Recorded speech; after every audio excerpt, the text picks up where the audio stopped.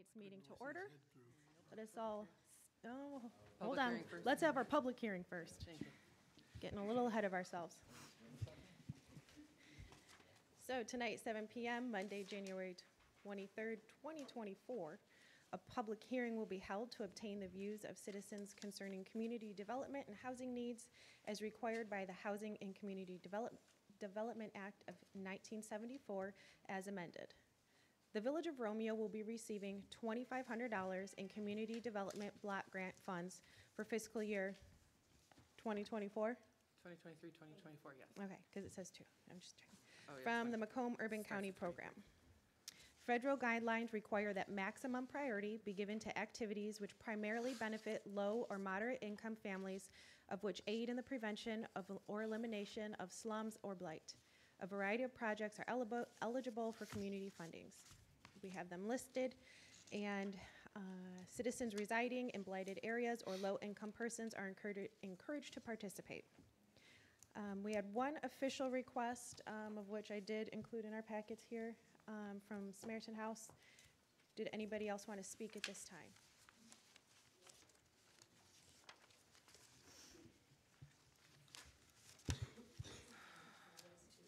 Oh, sure.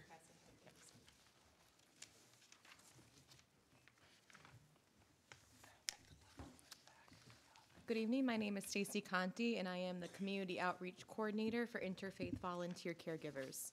With the number of older adults in Macomb County rapidly increasing and the need for support services due to frailties of age, chronic health conditions, or disabilities, as well as lack of assistance due to changing family structures is growing dramatically and will continue to do so well into the future. For over 30 years, Interfaith Volunteer Caregivers has been providing free basic assistance to hundreds of frail, older, and physically challenged adults, helping them to remain safely in their homes with the help of hundreds of volunteers. Such assistance has been helping older and disabled adults with transportation, chores, respite breaks, errands, and loneliness.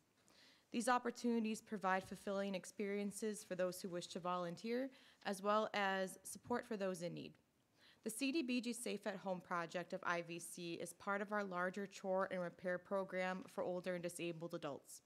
This project was developed to provide additional chore and repair services in communities that allocate funding for that purpose. This project allows us to assist low to moderate income seniors and physically challenged adults with indoor and outdoor chores, minor home repairs, and routine housekeeping. We identify individuals who cannot do these tasks on their own and have limited resources and prioritize those with the greatest need. We are requesting the CDBG funds to increase the number of low-income citizens we can reach in your area, as well as grow our program and coordinate the volunteers who do these services. IVC provides over 20,000 hours of help over all of its services to nearly 500 people in need per year.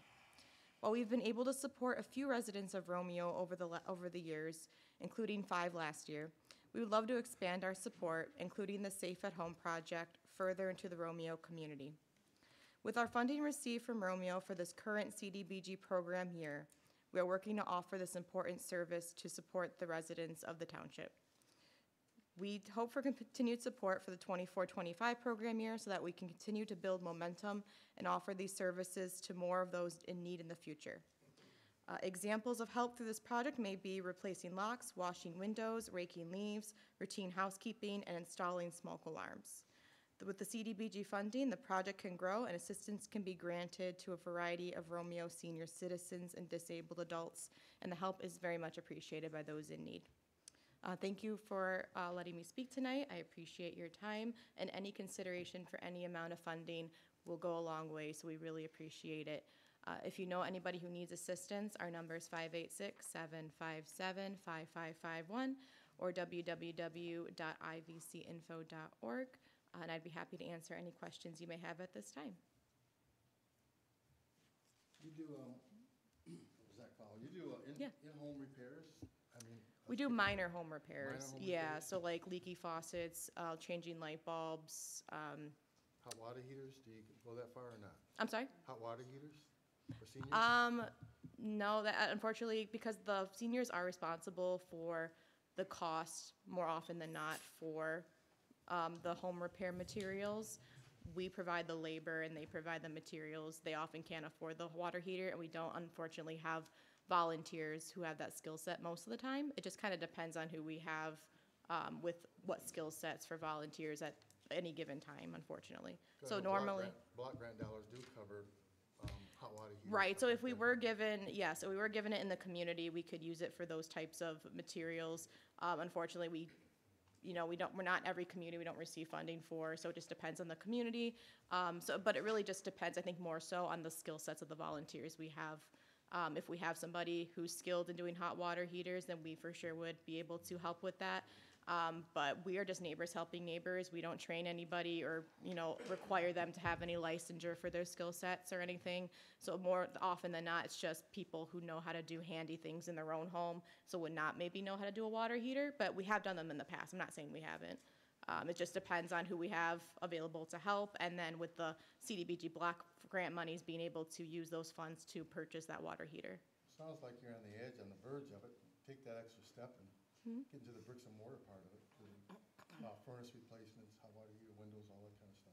So Yeah, no, that's all important, for sure. Yeah, you get that far, you'll probably get more funding out of these communities with the block grant dollars. Yeah, for sure. Yeah. At this point, we do the minor, but we are hoping to extend and be able to help in bigger ways like that. So definitely something, we're looking forward to in the future. Thank you. Yeah. Thank you. You mentioned the Safe at Home program that you wanted to expand in Romeo specifically. Can you tell me about that program? So that is our CDBG program. So that's what we use our CDBG funding for. So Safe at Home, it's the minor home repairs, outdoor work, and then routine housekeeping that allow people to remain safely in their own homes who are seniors and disabled adults that don't have a lot of resources. Okay. So that kind of encompasses the whole program. Like I mentioned, we do other services like transportation, visits, things like that, but those three specific things are our Safe at Home program.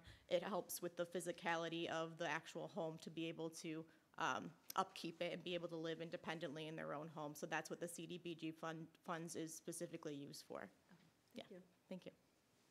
Any other questions? Thank you so much for your time. Thank you. Who do we have next? Go ahead.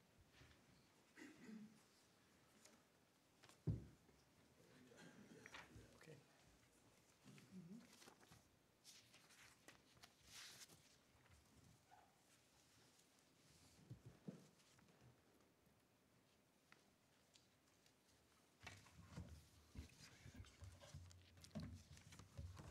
Good evening, Madam President, and ladies and gentlemen of the board. I'm Dick Rosenberg, longtime resident of this area, and I'm here tonight to present the grant application for Samaritan House. I've been associated with Samaritan House for 6 or 7 years now, currently serving as the chairman of the board, and so I would like to begin tonight, and I guess I'd like to make 3 points. First, I think you have the paperwork in our application in front of you indicating we helped over 60 families in the village proper last year. So that's what we're about. There's some other statistics there. I think there's something like over 15 homebound that we provide food for. So that's really what the gist of what the presentation is. I'd like to make a couple other points. And in the past, I think I've talked a little bit about the Samaritan House model. And so often I think we consider food pantries, and particularly, we're a conglomeration basically of almost 20 churches in the area. These provide a lot of food, donations, support, volunteer support. And when you think of a food pantry normally in an individual congregation or church, so often it's a closet or a corner or something like that, and it's open maybe 2 Saturdays a month or something. People bring in food, and then it's distributed from there. But if you look at the first, the top page in the handout I passed around, over the years we've developed, if you will, a menu for people. So that when somebody, our process is people come in, we make sure they are in the right income brackets. They can present the paperwork for that. We make sure that they're tied in with all the federal and state programs to be sure they get as much support as they can. and then our goal is to provide them with a healthy selection of food. And so if you look at that piece of paper, on the left-hand side, you'll see about 25 items that I basically would classify as protein. So there's meat, there's eggs, there's cheese, all sorts of meat, pork, ground beef, chicken breasts, some, well, certainly poultry, and a little bit of fish. So just kind of trying to hold that. And so that's all refrigerated or frozen, so that has to be separate. And we purchase that. That's not donated, so it's only comes from the purchases or the gifts that we get from people. And we've been blessed, very frankly, over the last many, many years with substantial donations of cash from a lot of people. We run 3 fundraisers a year. We've got a spaghetti dinner coming up here in March, so we're looking forward to that. If you look then just at the top of the second column, you see the produce. And again, this is material that we purchase. So you see potatoes and onions and eggs, and they really have some big sweet potatoes at times. So it's just kind of interesting to see what is purchased and what goes out. And then the rest of it is about 125, I guess I'll call them hard goods. So you got packages and cans and beans and all sorts of things. But we try to make sure that we're providing a healthy diet for people. If you come in and ask for 4 boxes of marshmallow enhanced Cocoa Pops, you're not going to get them, fat chance. So we're trying to make sure that people get a healthy dosage of food. We provide menus in times that people need them. Sometimes people run into problems, and I'll say often because inexperience in that with budgeting, things like that. We provide that. And also the fact that when they come in, they talk to a counselor each and every time. They fill out their request, and while they're talking, that goes back and we pull the order so it's ready when they're done. But we ask them how things are going, and on occasion, there's times that people need things like help with appliance repairs. Occasionally, they fall behind in rent. If you fall behind in rent time after time after time, you're not going to get it. That's a one-time event. Can it catch you up? But those things happen, and so things happen to people. So we provide some counseling for them, and sometimes it's just like a shoulder to cry on, very frankly. So we try to provide that. The last point I'd like to make is if you turn the piece of paper over the last year over year, we've seen a 33% increase in need in terms of the number of people that are coming in for service. And you kind of wonder, why is that? Why all of a sudden an increase? Because when we used to be able to handle it, we would typically get a maximum of maybe 20 people a day. All of a sudden, we're having days where we see 30 clients coming in. And so that's like a 50% increase in what goes out and how we have to package that.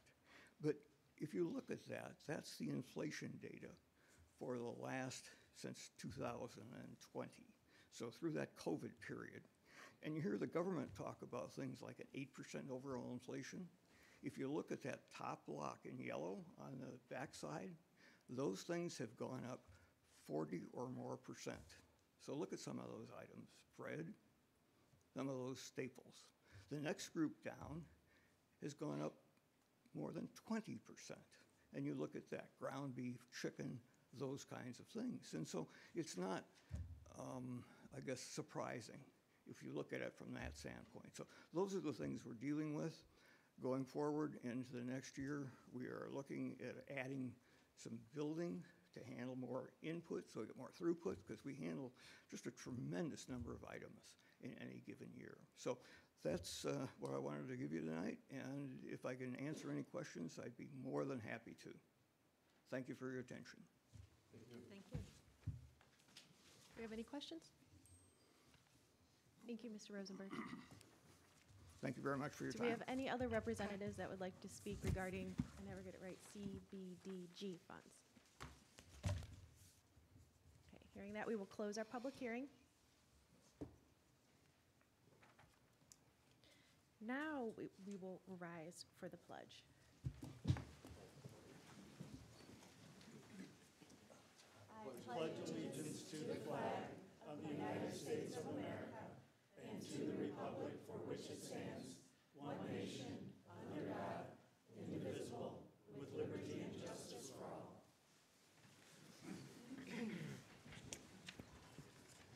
Clerk Trapp, could you please call the roll? Bartholomew, Here. Edwards, Here. Fowler, Yes. Care, Yes. Parker, Present. Rosso, Here. President Poznanski. Here. We have 7 present. Thank you. Moving into the approval of our agenda. Do we have any adjustments or a motion at this time? Yes, Madam President, I'd like to move J and K around on the new business. For where would you like them, and K come before J. you just want to Yes. swap them? Swap, yes, swap them up. Gotcha.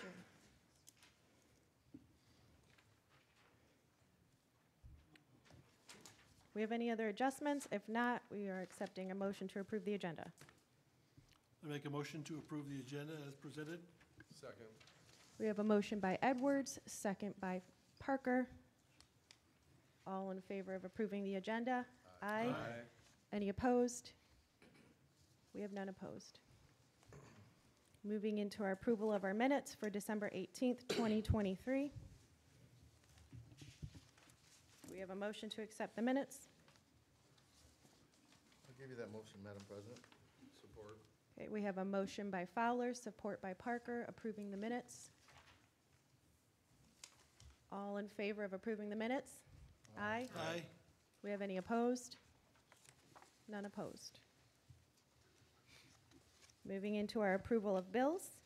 We have 2 sets of bills, one for the amount of $31,983.17, and the other for $182,018.44. Do we have a motion to approve? I'll make a motion to approve the budget.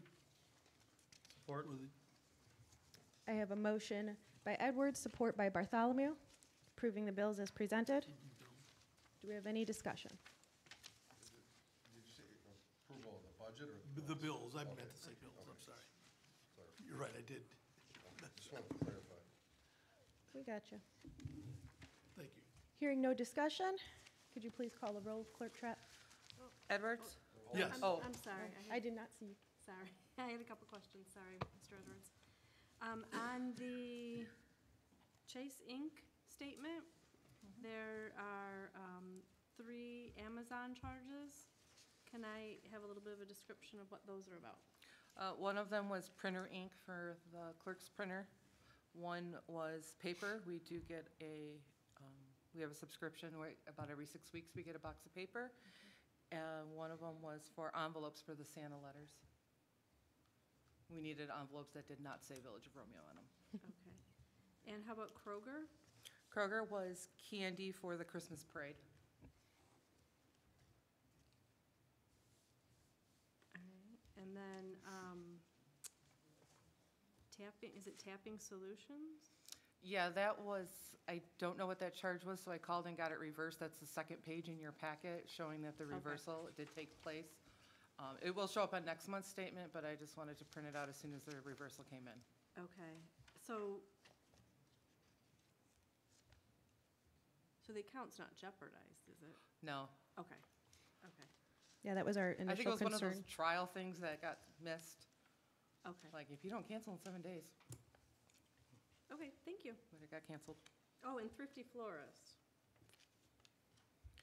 That will show up on the receipt will show up on the next statement. I believe that was a purchase through DPW for a funeral.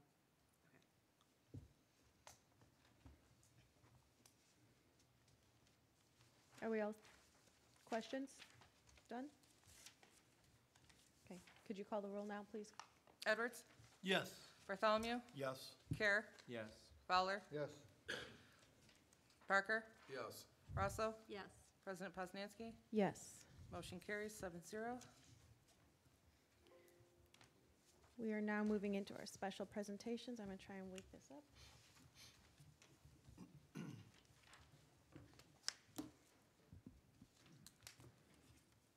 Our first presentation here is by our auditing firm, Gabbridge. This is the stuff that's on C.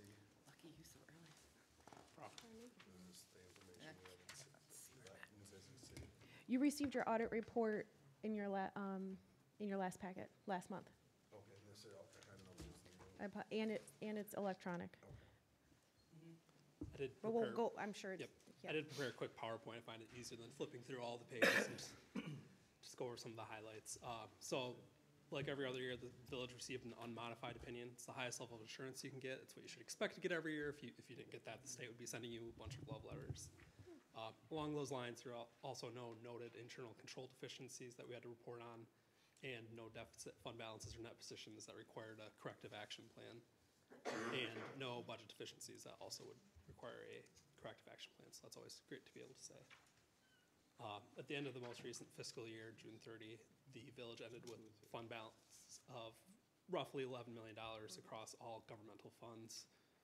There's an increase of roughly $4.8 million. Most of that does come from the bond that was issued that was mostly unspent as of year end. The general fund, on the other hand, ended with roughly $4 million, roughly a little over $500,000, $600,000 increase over the prior fiscal year, with an unassigned fund balance of roughly $3.8 million, which is almost 120% of your annualized expenditures. That's a healthy fund balance, but for villages, it's obviously going to be higher than it is you're going to see in cities and some other entities. So this is a graph just showing how that fund balance is tracked over the last couple of years, with the most recent year being on the left. I know sometimes that gets confusing. It's been trending up, obviously, over the last 4 years, so that's also great to be able to see that you're building up those reserves. Obviously, you know how quickly that can get spent down. You have to buy one fire truck or do capital contributions for that. It can kind of vanish really quickly. So the next two pages, there's going to be a comparative statement of net position, just showing how the balance sheet ended year over year. Some of the largest changes on the statement of net position were the increase in cash, once again due to that bond proceeds having been unspent. Saw a slight uptick in the receivables, mostly on the business type activities, just due to some catch up with Bruce Township, I believe. There were some outstanding bills that had to get caught up there. And the increase in the long-term debt with the bond issuance. And then the net pension liability I'll talk about in a few slides. It's also an increase for the most recent fiscal year. If we go to the next page, there's a comparative statement of activities showing the revenues and expenditures for the most recent completed fiscal year. Once again, mostly revenue stayed pretty stable, slight increases overall. Been seeing that kind of statewide with property taxes slowly ticking up. The unrestricted state sources also slowly going up. And then on the expenditure side, there was no really major changes. On the pension side, we did see a dip back for the calendar year 2022, which is what MERS operates on, which trails a little bit from the fiscal year. So due to the market performance at that point in time, you did see a decrease in that position. Obviously back below the 60% the state wants. I don't believe the ADC is high enough to trigger. You guys have to do a corrective action plan or a waiver, so that's always great, because those are really fun to do. And we just got grant money to bring us back up to Yeah. current. As I said, you were in that area where you were lucky enough to get it. And then on the next slide is the OPEB, which obviously tracks with your own fiscal year. So we don't see quite as big of a decrease in the assets there. So that's continuing to grow that funded percentage, which is always great to see. And that's really all I had to draw the council's attention to, unless if there's any questions. Do we have any questions?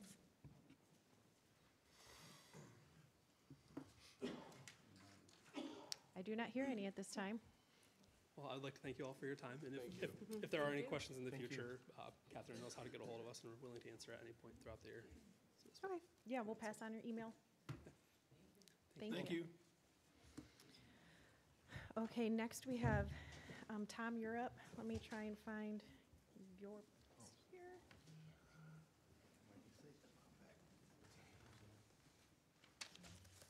Good evening, everyone. I hope you're doing well. My name is Tom Matthews. I am the Older Adults Advisory Committee representative of Macomb County. I'd like to tonight share with you what the OAAC is and why it exists. Additionally, Commissioner Don Brown, who represents the northern communities of which Romeo is a part, appointed me to the extended work of what was previously called the Area Agency on Aging, formed in 1974 as a byproduct of the 1965 Older American Act to help our seniors. Now, let me stop for a minute. My research has shown that 26% of Macomb County represent people 60 and older.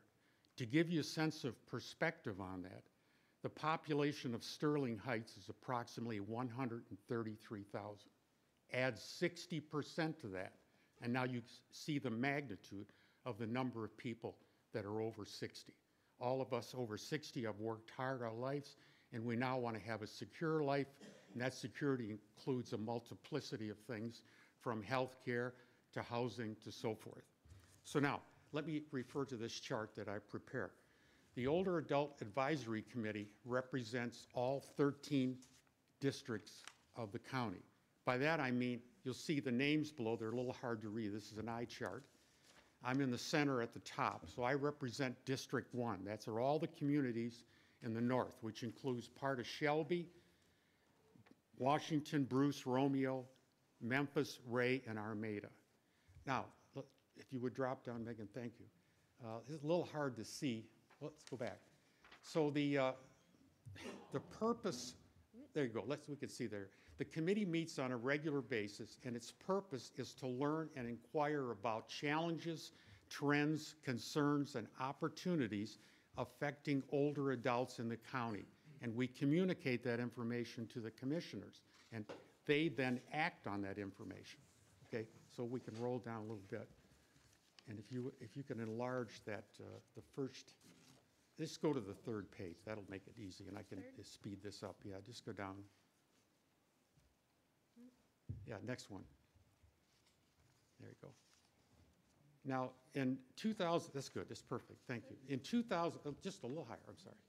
In 2017, the Macomb County Commissioners formed the OAAC, and its purpose is to inquire of older adults in the commission districts, of which I represent District 1, and other interested persons about challenges, trends, concerns, and opportunities affecting our older adults in the county. And as I said, that information is communicated to the commissioners, who then do their work. Now, the first two functions, if you will, are my duties. I have to review and be aware of local, state, and federal agencies, their programs or documents, and their impact on older adults. Secondly, we study and research by means of meetings, conferences, public comment gatherings such as this. Let me stop for a moment. My purpose is to communicate the existence of the OAAC. So obviously not all 4,000 people that live in Romeo are in this meeting room. Hopefully this information will go out to them so that they can be well served to understand what the county does for them, and will continue to do for them with their input. Now I'll come to that in a minute.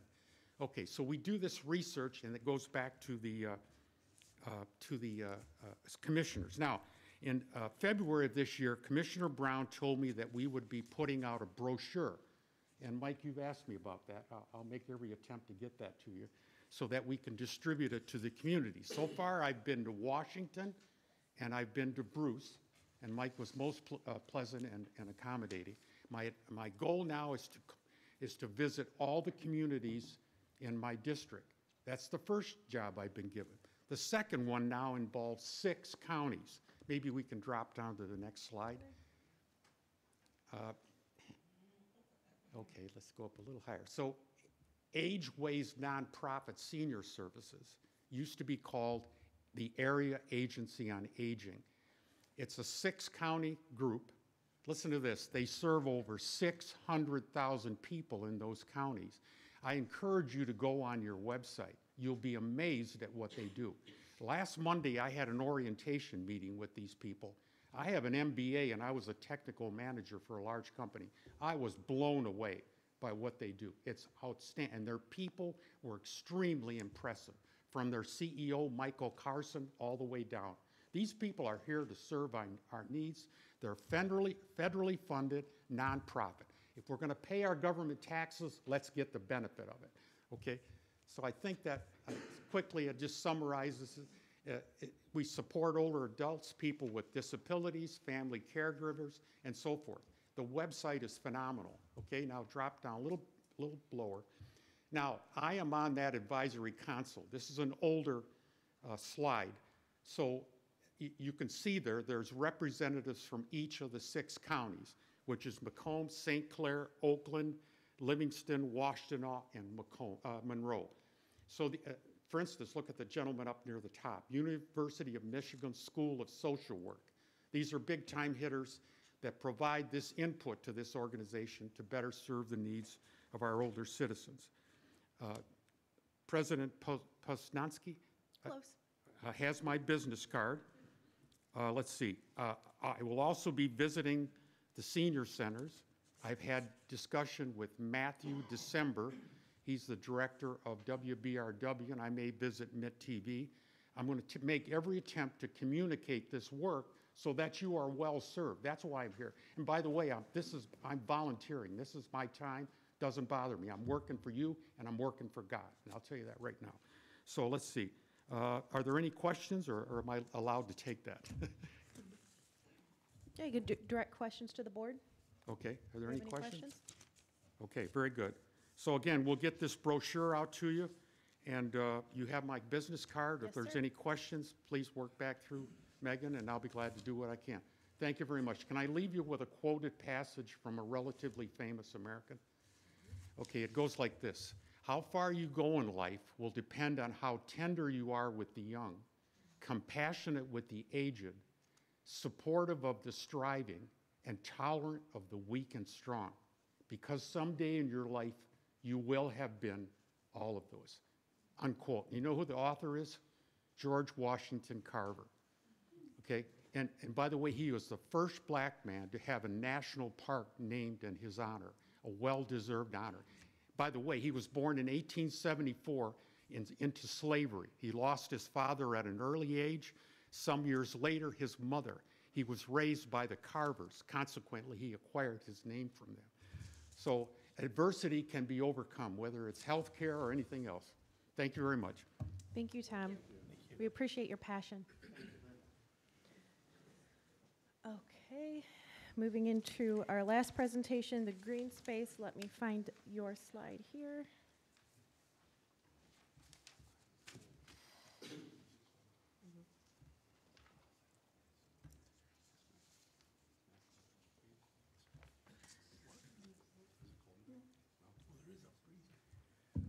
You could turn the heat up, that one right there. Tim, can you turn the heat? Just turn it up a little. It's a little chilly in here. Okay. Don't want to edit, I want to view. I do feel like In my feet. a draft comes from that room. I know, so I put my paper over here, it got blown off. Slideshow. Okay, got it. Thank you. Yes. Excellent. Well, good evening. We've met before, but I'm Donna Folan. I'm a resident of Romeo, and I'm here representing the Green Space on Prospect Street, a community group that many of us are here tonight. And we want to take advantage of the opportunity to preserve the former middle school at 297 Prospect Street, and I appreciate the opportunity to come and give you all an update. Next slide, please. Yep. Thank you. So anyway, just to review what we've discussed before, our green space vision for the former middle school property. Public green space that welcomes everyone. We would like to recommend low cost, low maintenance, native habitat, some mowed open space for open play, trees, maybe looking into developing an arboretum of native trees. It's on a steep slope, and you know, we've got lots of stormwater runoff, so we could be looking at green infrastructure solutions for that, which is beneficial for the whole area. And minimal development, but what is developed being universally accessible, those improvements, you know, paths, connectivity to the village sidewalks, benches, and then just providing spaces for wellness, exercise, relaxation, and socialization.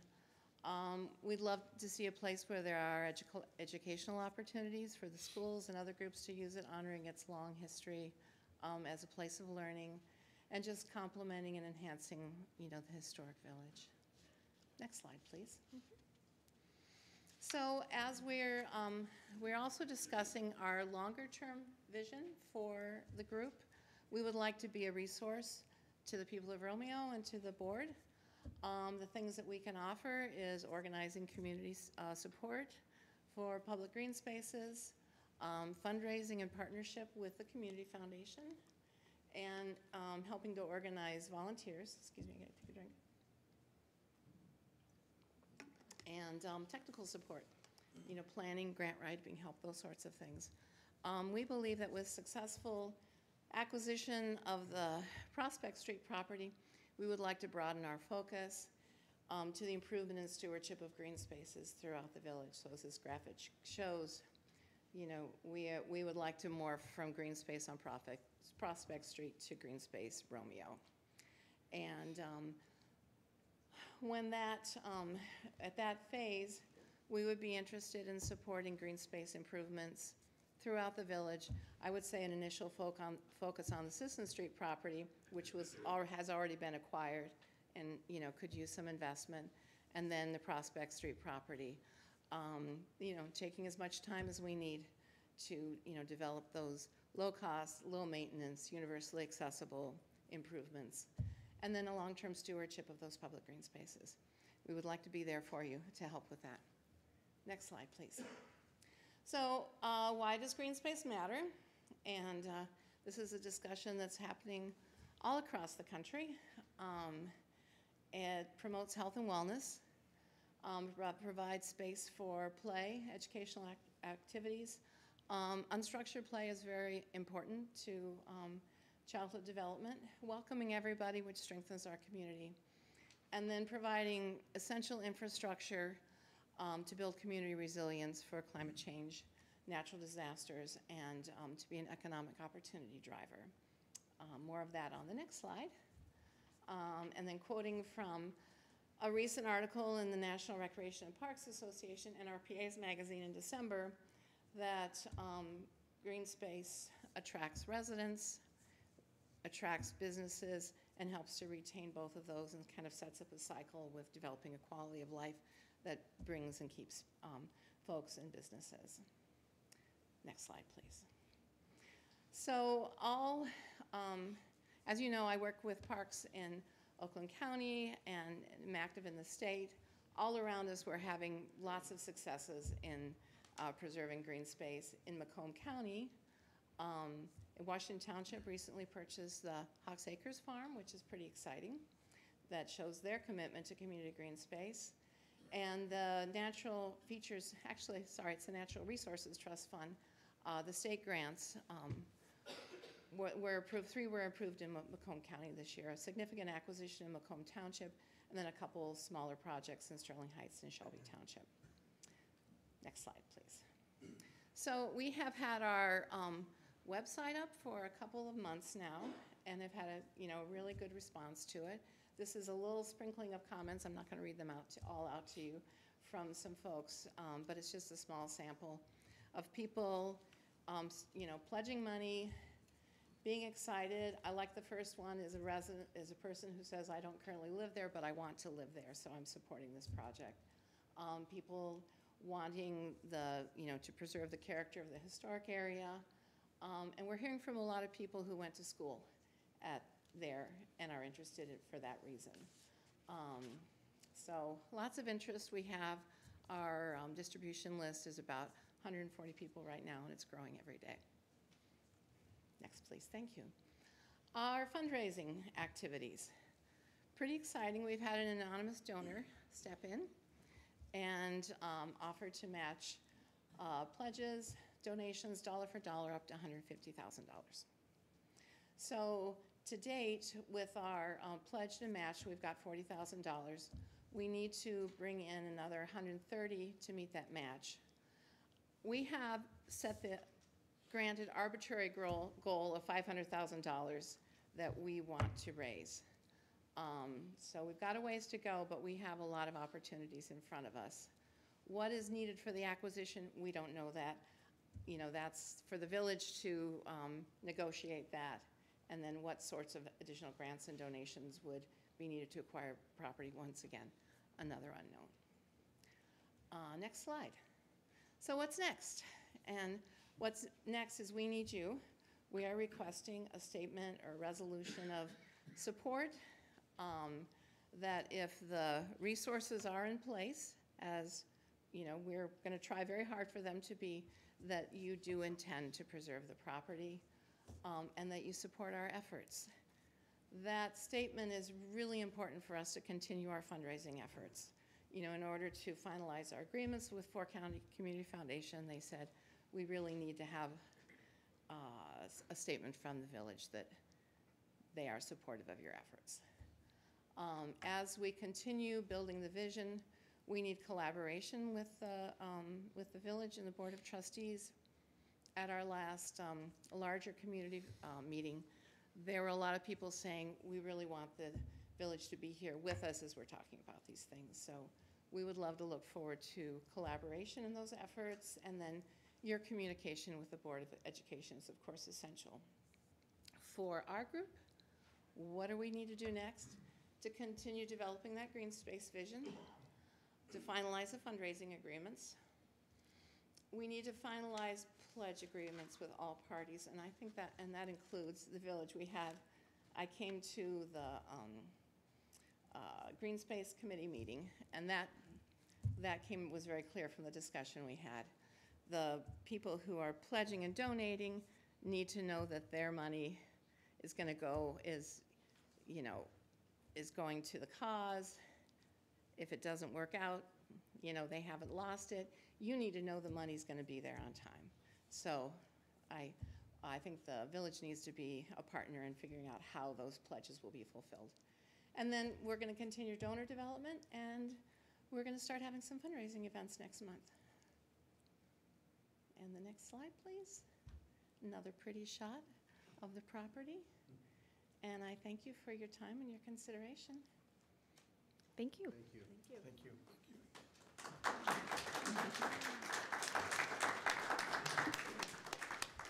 Do we have any questions or comments from the board? I have a question. What are some of the fundraising events coming up that you're having? Well, we're still planning them, but we would like to have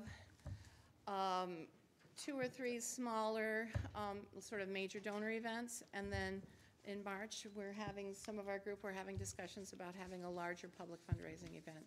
So there's no commitments at this point, so I can't really tell you the venues we're looking at, et cetera. But we've got some folks that have stepped up and said, I would like to host an event. Nice, thank you. So, and hopefully we'll see y'all there. Thank you. They haven't given you an exact purchasing price, or? Well, we're not involved in the negotiation for the acquisition of the property. Have So the village would negotiate that with the Board of Education. As I understand, they were talking with some general contractors to do a development. What was the numbers there, do you know? I've heard a variety of numbers from the beginnings, from It was a little over 8. Yeah. 800,000? A little over 8. Okay. and that was with fully developing it with the 17, right? And also the abandonment of the right-of-way, which, isn't going to happen, so. So you'd be looking for us to be the lead, as I'm reading here, as far as in the negotiations? You would be the one buying the property. Yeah, we're the entity involved, so. We're not we have able to this- do that. Yeah, we have this as an agenda item, so we'll be able to answer a lot of those questions a little bit more in detail when it comes to that. But, yeah, we're the entity that would have those conversations. They're more of a community citizen group. So they're working with a lot of the fundraising and planning as far as that's concerned, but that's kind of where they need us to facilitate more of that organization and communication. I mean, we want to help bring the resources to the table, and we are in communication with, Macomb County and the Land Conservancy and various groups, but they really need, to have that statement of intent from you in order to move forward so that we can all be at the table together. And that's the part I like, is at the table together, as opposed to sticking the village out there. No, totally. But we, With but what I- we can't go there without you. Yeah, with what I was Yeah. reading, we were responsible for this portion, and Yeah. I'd like to see it on both sides. Oh, yeah, The no, we're, communication aspect as far as dealing with them, instead of just the village if you, itself.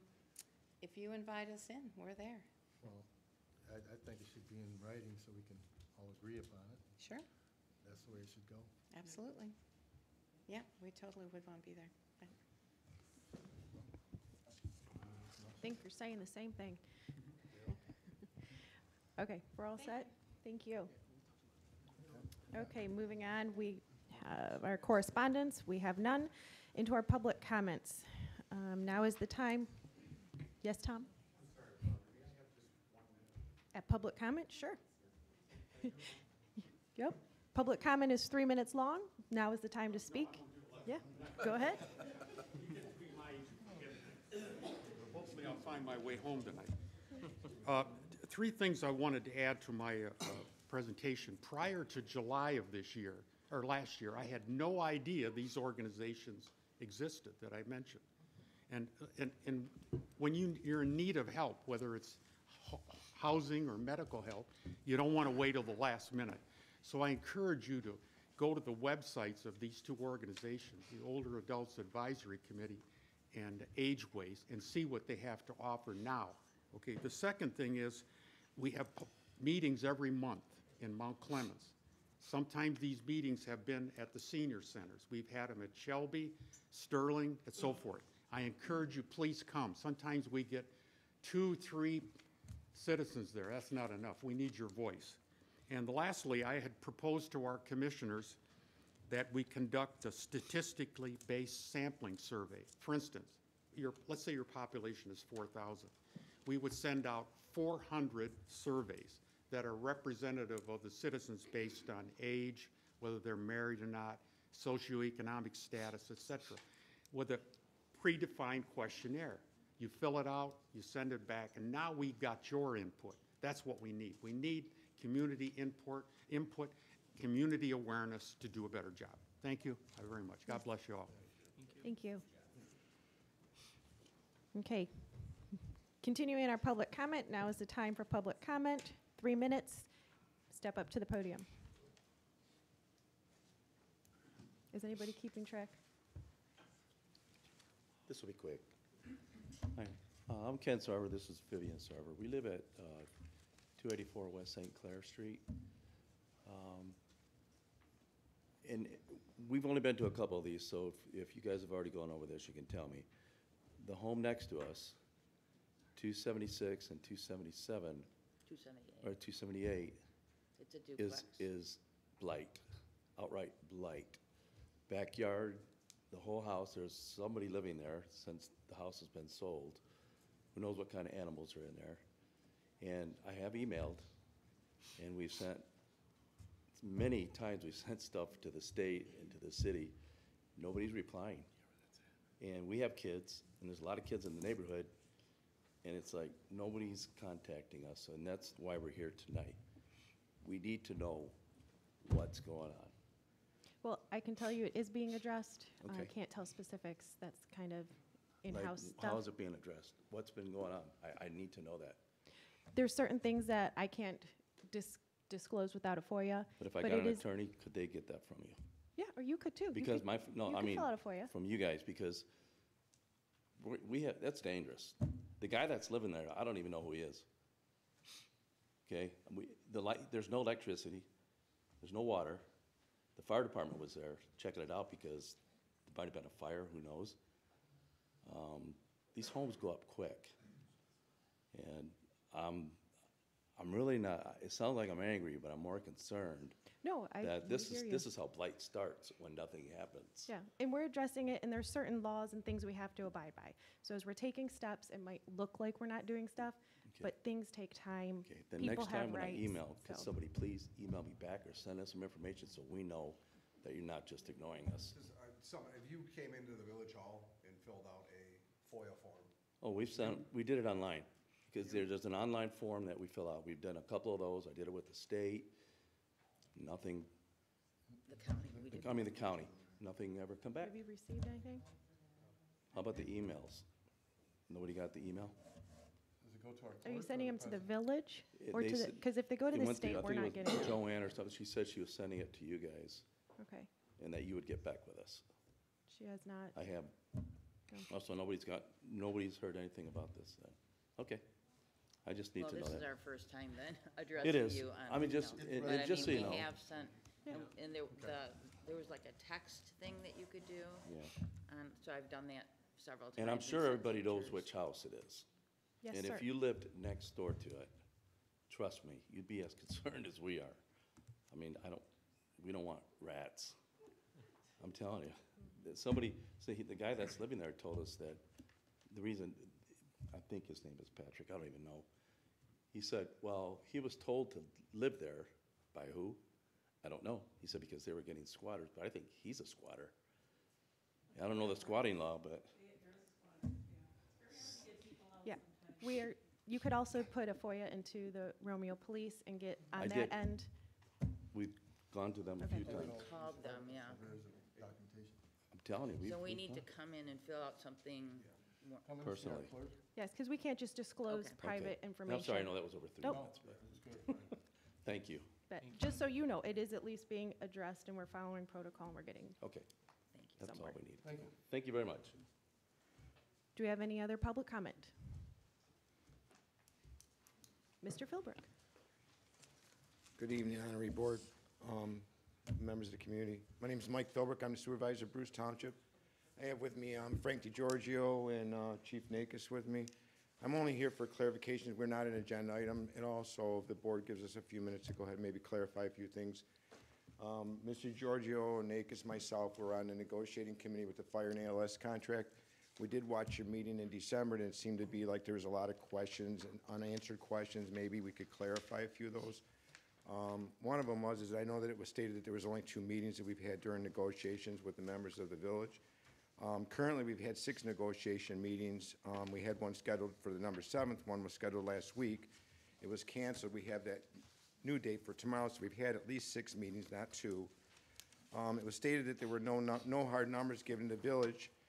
We've given the village every number we could. We gave them our budgets, we gave them how many runs we made, we gave them how much we collect in our revenues from the residents in Bruce Township, the revenue from the residents in the village of Elmont. We cannot come up with any more numbers that we can produce. Anything they've asked for, we produce to the negotiating committee. The question was also asked if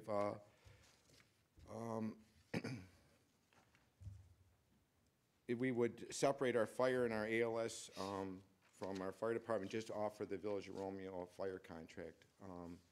We did take that to our board. We did vote on it. Our board decided against it, that we would prefer to keep our fire and ALS together. We have a fire and ALS department. We've got a really good fire and ALS department. We got some of the best medics that are highly trained in advanced cardiac life support. They train regularly, pretty much daily, in order to provide a great service to our community and our residents. So I know that it was talked about possibly about the Village of Romeo trying to get into like a private ambulance service, which I don't quite understand why you'd want to do that and give up. You're still going to have to pay for a private ambulance, and I don't think a private ambulance is going to give you the cost benefit of the savings that you would be looking for, because you're still going to pay for fire. And then with the private ambulance, you're going to get one ambulance where we provide 5 ambulances with manpower and great, training and, manpower for that reason. If the private service is running a patient to the hospital and you have back-to-back calls, which happens quite regularly in the village, your second ambulance may be coming from the village of Richmond or Richmond Township, as far away as that, maybe 20, 30 minutes, and you got a family member having a heart attack, that's uncalled for. Our run volumes, our run times to the Village of Romeo are right around 4 minutes. A lot of times they're less than 4 minutes. I mean, you couldn't ask for anything better.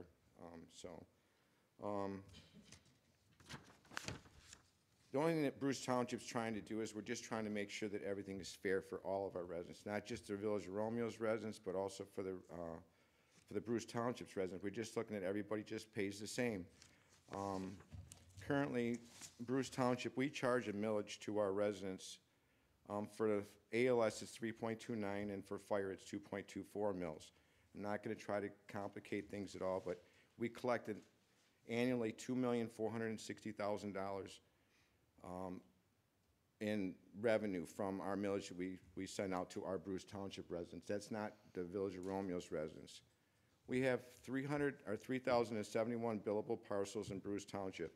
So if you take 3,071 billable parcels and divide it by the $2,460,000, it comes out to $800, $801 average per resident in Bruce Township.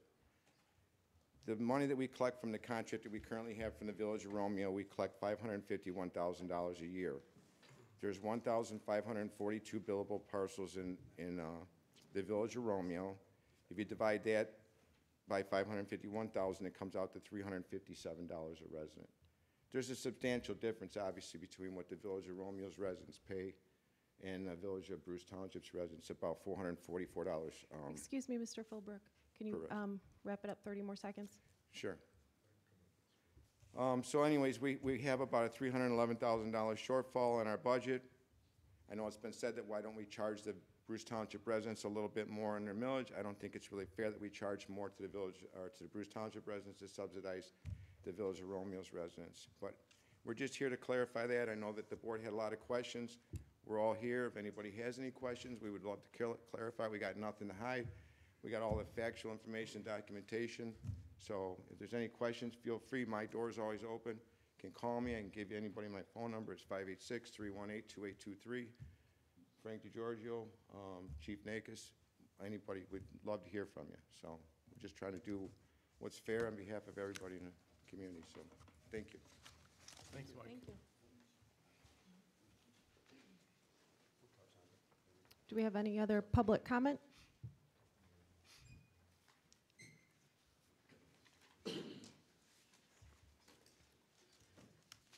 Hello, I'm Betty, live in 356 Benjamin Street. I am part of the Village of Romeo Tree Board, and we are looking for ideas for our Arbor Day. We're having a special brainstorming meeting.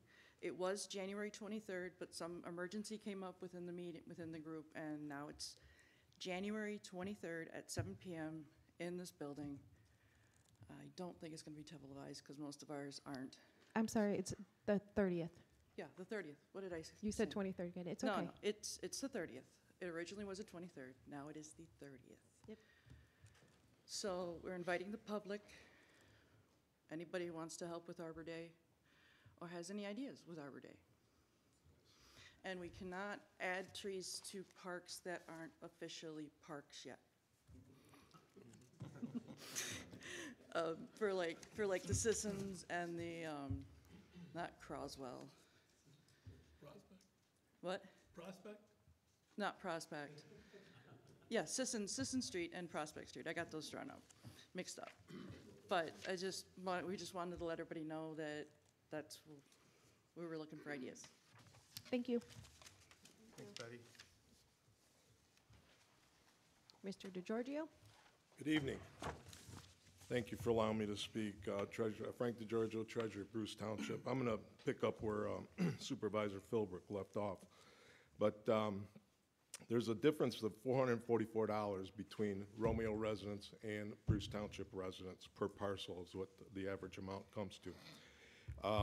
Bruce Township Fire Department, our annual expenses are probably about $3.3 million. And that's for payroll, wages, and benefits.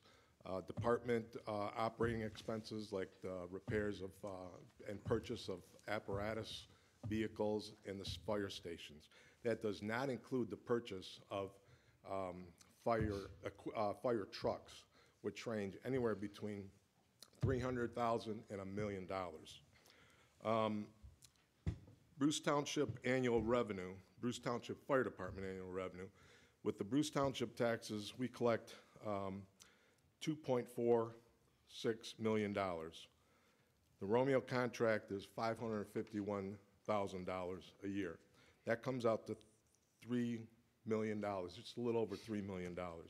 So there's a shortfall of $300,000, and this has been happening year over year, and it keeps increasing year over year. So an example of the current township millage rate, if we were to apply that to Romeo, just an example of how much of a difference there is. There are,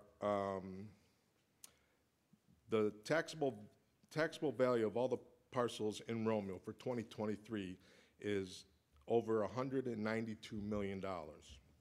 If we were to take that same millage that we use in Bruce Township of 5.53, you would be collecting just over $1 million.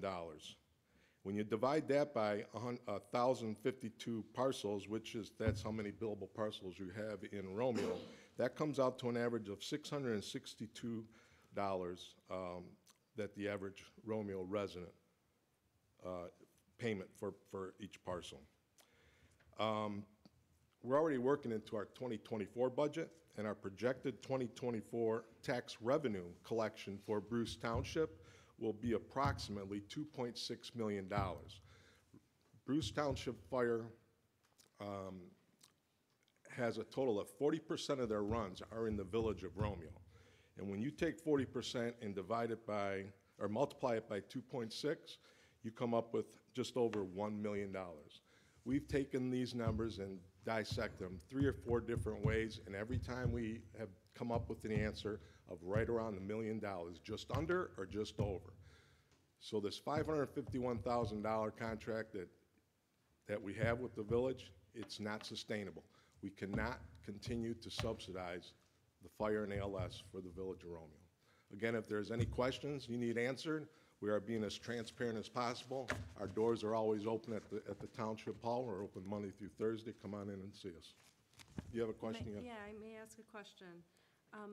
It's my understanding that when those runs are made, there is a collection of insurance money that goes to Bruce. Can you tell me how much that is annually? Annually, probably about 260, 80. 220. Yeah, 220. Is what we're using, cost average.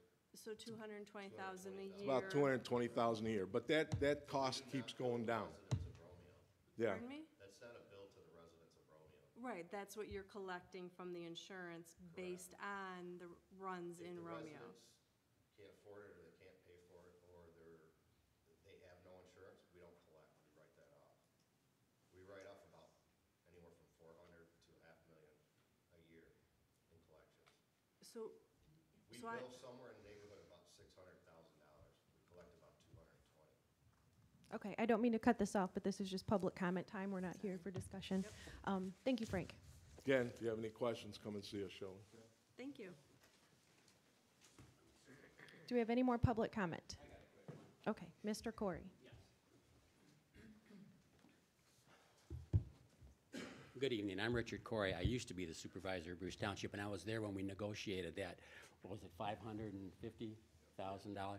And the reason it was low is because the past administration, they came to Bruce Township and they said the village just didn't have a lot of money. So I said, well, let's be neighborly. And that's kind of why that lower number came around, because we just wanted to help, because what's the most important thing? The most important thing, somebody on Pleasant Street's got to, if something happens, they want the fire department there in 2 minutes. So that's just a little bit of the history. If you take, you take the numbers out of it, and I've talked to Megan about this, I've talked to Mike about this, the negotiations. You guys can figure it out. There's got to be give and take on both ends, because, we got to have somebody show up and we got to have a heart attack. So that's a little bit of the history. Well, I'm hoping you don't have a heart attack. Yeah, thank you. But yes, we hear you. Any more public comment? No. Okay, we are going to move on from public comment. From now on, it is just council involvement.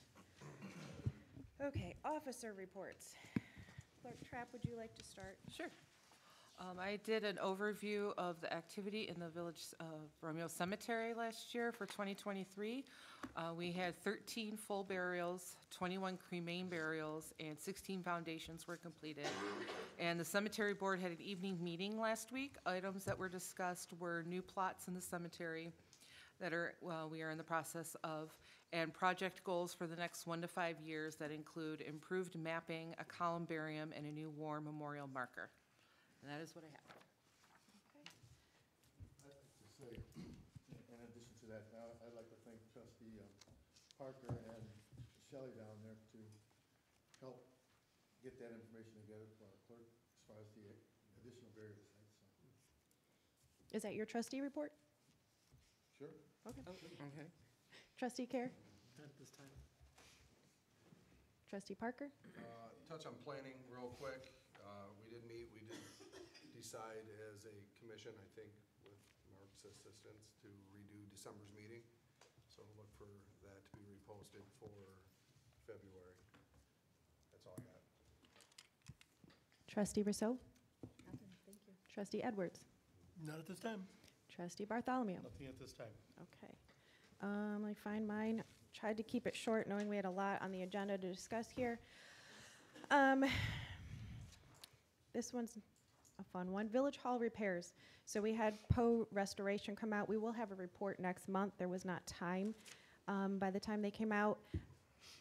There's going to be some more repairs needed. It seems that we have on the front, on the face of our building, where the village sign is, and we have the large, I always call it limestone. Under that is a large beam, of which is failing and rusting, and will need to be pulled out and potentially replaced. We're going to have it written into the RFP that when we pull that stone off, if it seems that it doesn't need to, then that will accommodate the contract. But from what they've seen so far, on top of all of the brickwork repair, it seems we might need to change out our steel I-beam. So. SEMCOG, that is the Southeastern Michigan Council of Governments. I have been asked and accepted an appointment to what they are calling the Justice 40 Task Force. This is a task force that would allow, by being on it, allows Romeo representation and a voice at the table. This is geared towards communities identified as underserved and underinvested, and that is Romeo. We are on that specific title.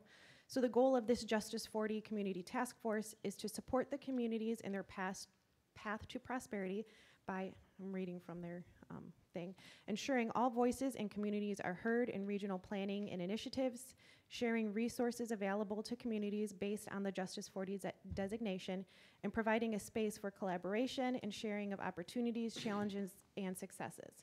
The kickoff meeting is next Tuesday in Detroit. We'll be heading down there to start that force. Our Ford Task Force continues to meet. At this point, we're meeting every 2 months. We are doing a really interesting collaboration with the Romeo Community Schools in one of their paths. And this specific path,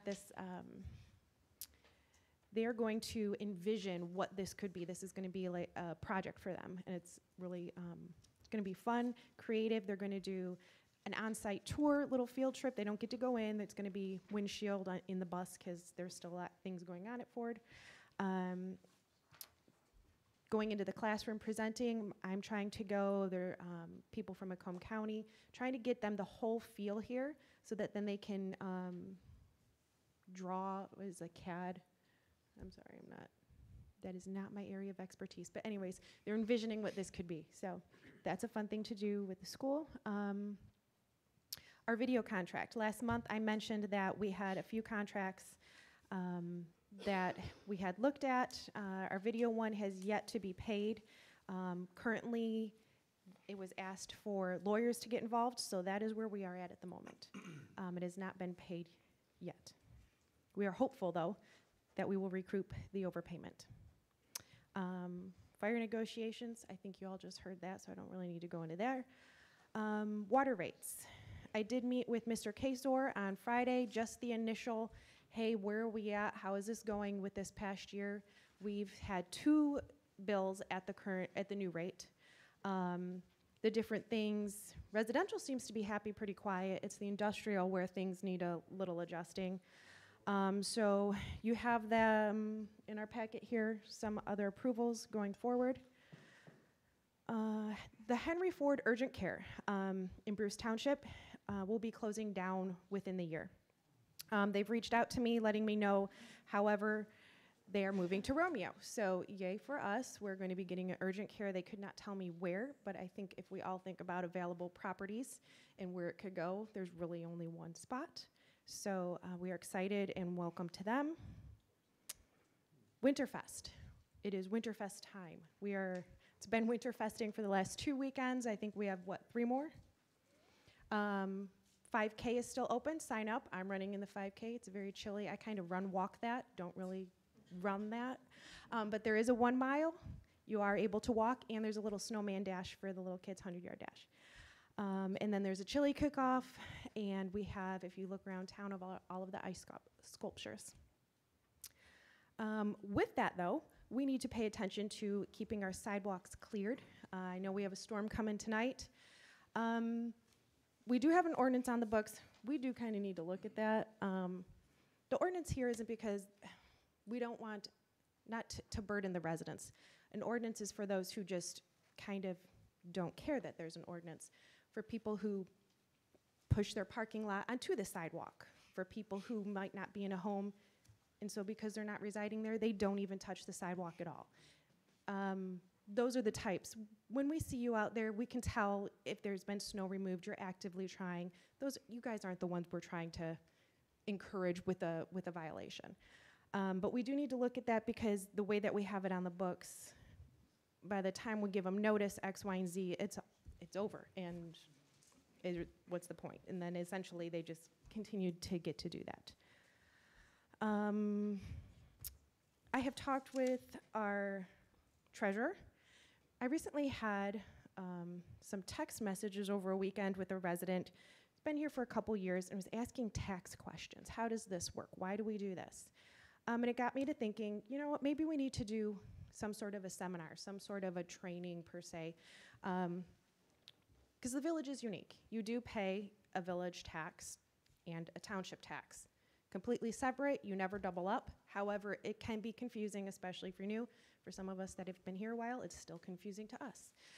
So I've talked to the treasurer, she's on board. So we're thinking sometime in the spring towards tax season, we'll get a seminar together. We'll do it here, just a very informal training, walking through what the taxes mean, who gets what, why does the township do the assessing, why do they capture that, why do we capture ours, kind of just getting that going so there's not that ambiguity to it that you feel like the village is raising our taxes. Your home value went up, and you bonded for roads, so your taxes went up. But we are using your money wisely. Okay. Are we good there? The treasurer's not here, right? Okay, she does have her report in your,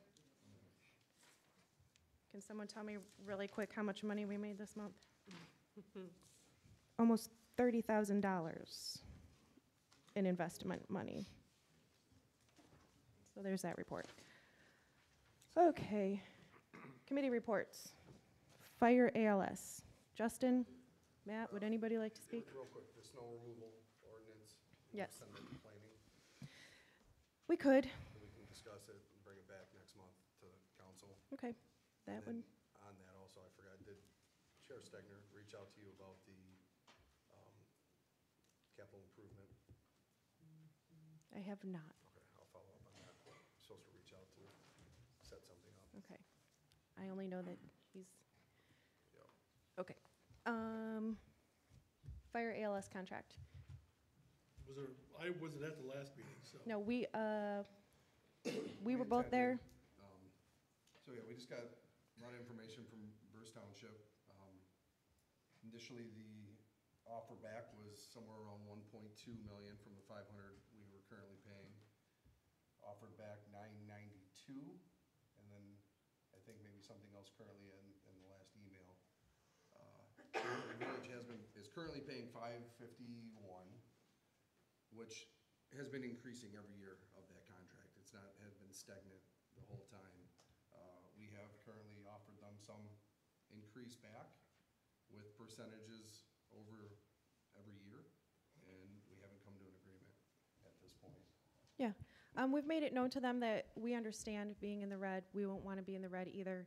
So we're willing to meet in the middle, try and come up with a solution where they aren't continuing to lose out on their general fund. And that's where we're at. I guess the one problem I see is they do it by millage, and we take the funds out of our general fund. And we don't have the room in there to raise the millage because of the Headley amendments. So we can't just go out there and raise the money. It just doesn't happen. So they could raise their, because they have a separate millage for fire and a separate millage for ALS. They have the ability to do that to their citizens. We do not. And going from $370 something to $800 is, that's a big increase to our residents. It's more than, just over double. Right, the especially cost. when our median income is at 50 and 60 grand. The median income out in Bruce is in the 100, Yeah. starting at 100. So there's a big disparity between what our people can afford versus theirs. Just trying to get somewhere where our budget can, Can withstand it. yep. Yeah. And We have a meeting the- tomorrow. The other thing we discussed is Bruce wants to put us on the same playing field or the same taxable rate as them, but we're technically still just a customer. And to put us on the same playing field and we have no interest, we have no ownership, we have no value. No saying who the say chief is. in anything that happens with the department, if they decide they want to sell a truck and make some money off that truck, the village sees none of that, even though they want us to be equal per se, we have no say. So the next meeting's tomorrow? Yes, Where's that at? at Bruce. Okay. Yep. Thank you. Okay, our pilot committee, We have not met yet for January, hoping to meet in the next 2 weeks. okay. Our GSAPS committee, do you want to wait? Are we good till Yeah, the we item? met, but I won't waste any time. We can talk about it at the agenda. Okay. item. Okay. Thanks for coming, guys. Thank you. We'll see you tomorrow. Okay, our GLEWA contract. Finally able to settle here. And I shouldn't even say settle. It's all in our favor. We will be getting a credit onto our bill that will help offset future. Basically, with Ford leaving, we've had a lot of volume decrease. If you look on our page 4. Yeah, Exhibit B, page 4. Over the years, our projected annual volume, the middle one, in 12 it was 11,000, 18 you're at 6. Coming down here into, we're finishing out 24 at the 6,000. That was what was contracted. But coming into 25, we're down at 31. It's essentially in half. And then even if you go over to the annual volume, similar in half. And when we talk about Great Lakes Water, we're talking about the industrial district. We are not talking about residential, which is on our well. So these are specifically for industrial users over towards Powell, gymnastics, all of those places. So this is an adjustment of the volume, the flows, and we basically need a motion, a resolution or a motion. That's huge, that'll help a lot with that minimum going down, It's a yes and a no, because as we have a lot of volume, you imagine when you have 50 users, the price per gallon is a little less because you have more users.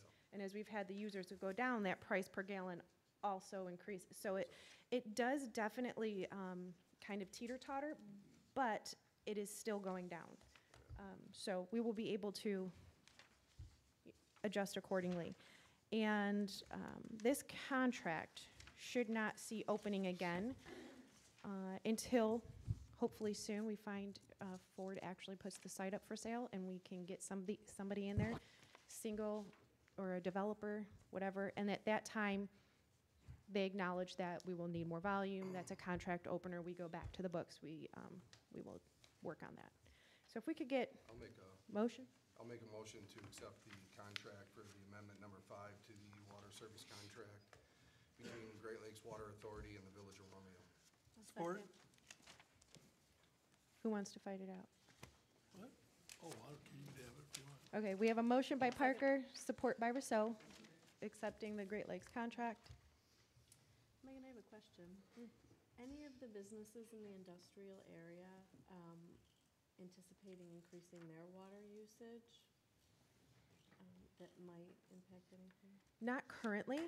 I've been informed of a user potentially, but they aren't currently in our district yet. Great Lakes is aware of them, and I have addressed it. At this point, though, they're not technically in our district. Okay. So they did feel comfortable with these values, even knowing that information is potential. And clarify, that's in our water district, not What did I say? no, you said not in our district, right, the water district? Correct. They're not in Romeo. They're currently in Bruce. They're not even they're not even currently a user, but they are potentially becoming a user. Gotcha. Okay. All in favor of accepting the contract as presented? Aye. Aye. Do we have any opposed? We have none opposed. Okay, moving into our Prospect Street discussion. So I'm gonna pass down some papers of a proposed resolution. Doesn't have to be verbatim if we make any modifications tonight. I'm hoping that this is something that we can work through. It was something that was touched on in the presentation by Donna, which was great, by the way. Basically, to say it in layman, in Nolan's terms, a little simpler, they just need our support so they can further their efforts to fundraise and reach out to maybe grant organizations or other governmental agencies. They need a verbal support, or I'm sorry, a written support from us that basically says we support their efforts. I'm hoping it's not very binding. Just basically, if they're able to put the meat on the table, to get the resources, to get the funding, that this is something that we're interested in pursuing. I guess I can read it for everyone since I didn't put it in our packet. The proposed resolution is, whereas parks and green space are essential components of the quality of life for Romeo residents, the Village Board of Trustees supports and collaborates with the efforts of the Green Space on Prospect Street Citizen Group to raise funds for the acquisition and preservation as green space of the property at 297 Prospect Street. If the needed resources are in place, it is the intent of this board to acquire and preserve as green space the property at 297 Prospect Street. So I think that wording it's not too binding for us. There's a lot of financial concerns that we have and other issues that we want to deal with, but this is also something at our table. I feel that if this is something we can push through tonight, maybe we're able to start talking with the Board of Education a little bit sooner. Maybe we need to make this step so that we can take the next step and looking better at the viability and really just getting to that next level. We had a really good meeting last week on Tuesday, so I don't know if Justin and Shelley wanted to touch on it at all, or if there's any questions. Well, I'd like to just see in this one spot, the intent of this board to acquire in collaboration with the green space people. I mean, like I said before, I don't want us out there by ourselves, and this is Right. strictly putting us there at that spot. What's the second line there? Says Village Board of Trustees supports and collaborates with the efforts of the green Up space. there. Yeah, But down just say it here, again at the just bottom. says the intent of this board Okay. is to acquire. Yeah, and that is the intent. We want to be able to work with them. Obviously, they have the resources and they have a lot of But I'd like to knowledge. say that. Okay, yeah, absolutely. That's all. Other than that, I'm not against it. I'll make the motion we adopt this resolution as a board. Is there a spot where you want to put Trustee Fowler's addition? Oh, I'm sorry, did he just make a motion? He mentioned adding, I guess I'll let you say. I just wanted to put, just not to leave this board out there by ourselves in this venture, but having it in collaboration with the green space people. So let's do, it is the intent of this board to acquire and preserve the green space, the property at 297 Prospect Street with the collaboration of GSOPs. Or the intent of this board in collaboration With GSOPs. Yes. And that's Mark, is it smart to make a motion to include or collaborate another group? Well, I don't like answering smart or not smart questions. What would you do, Mark? Well, and that's not fair either. You can be unfair to me. I mean, it's unfair to the community because I'm not elected. Yeah. Would you turn your microphone on, please? Oh, darn. I know, I'm sorry. It's just I so shouldn't people at have to home can turn, hear. I should be allowed to speak, but no. Is it smart? You have to decide as a board where you're going with this. And if the intent is at some point that the village is gonna buy the property, then you can express that. If that's not your intent, then you need to hedge. Or you say, no, we don't wanna buy the property. We're glad for the effort to make it green space, but as you, the stewards of the public fisc, are we gonna spend money on green space? If you are, then you express intent. If you're not going to, then you can say, gee, we're glad that this group is undertaking these efforts and the hard work they're putting in, and we're cheerleaders, but we're not investors. I mean, that's for you to decide. So it's not really a question where I can say, this is a smart idea or this is a dumb idea. That's a value judgment. And the value is in the space itself. And then you have to decide, well, how's it gonna be acquired? Is the school gonna hold on to it and the village mows it? Well, what's gonna happen? And that's for you to decide. Those are policy questions that you should decide. One thing that I do have a mild concern about in the fundraising part of it, to collaborate with the efforts of the Green Space on Prospect Street Citizens Group to raise funds for the acquisition, to me, that means that as a village, you're going to, as the village government, you're gonna solicit money along with the Green Space people to get donations. I have some concern about that. I think you could probably do it, but my concern more is what's the record keeping? Where does the money go? And if somebody donates and they feel that the donation was used improperly or wasn't properly credited, you may every once in a while read in the newspaper about donors and beneficiaries getting in fights over pledges and I'm gonna donate X number of dollars to Michigan State University and you're gonna name a building after me, and then, oh, you don't name the building after me, and so it turns into a fist fight. So if somebody's disgruntled and you're helping raise the money, you probably have the deeper pockets than the GSOP group. I don't know that, but I'm thinking that may be the case. So you may wanna be careful about your intertwining with the fundraising efforts. Right, and I do want to add to that. I mean, maybe it could be worded a little better. That it's the village board of trustees supports and collaborates with the efforts of Green Space. So not necessarily saying that we are the ones that are going out to do the planning and the raising of the funds, but that we're supporting their efforts. So it could be worded a little better. Collaborate in the wording though, and that Collaborates means with working their efforts. together So yeah. for fundraising. So I think if we just need to give them a statement, if we could simplify it, basically almost as the last two sentences. If the needed resources are in place from the Green Space Romeo Citizens Group, it is the intent of this board to acquire and preserve the green space, and so on. Yeah. And Well, to and I would simplify it, even- leave the top part out of it and simplify. I would even move into fleshing it out a little further. It is our intent. And then what is a stipulation? Because once we just say it's our intent, then we walk all the way there and they come back and say, well, you said it was an intent. I would put, they have a goal of 500. We've heard 700, 800. So that leaves the elephant in the room of either you hope the school's gonna take less money, which it doesn't sound like they are from when they came here. So essentially that's an unasked ask of 200 to 300 grand from this council.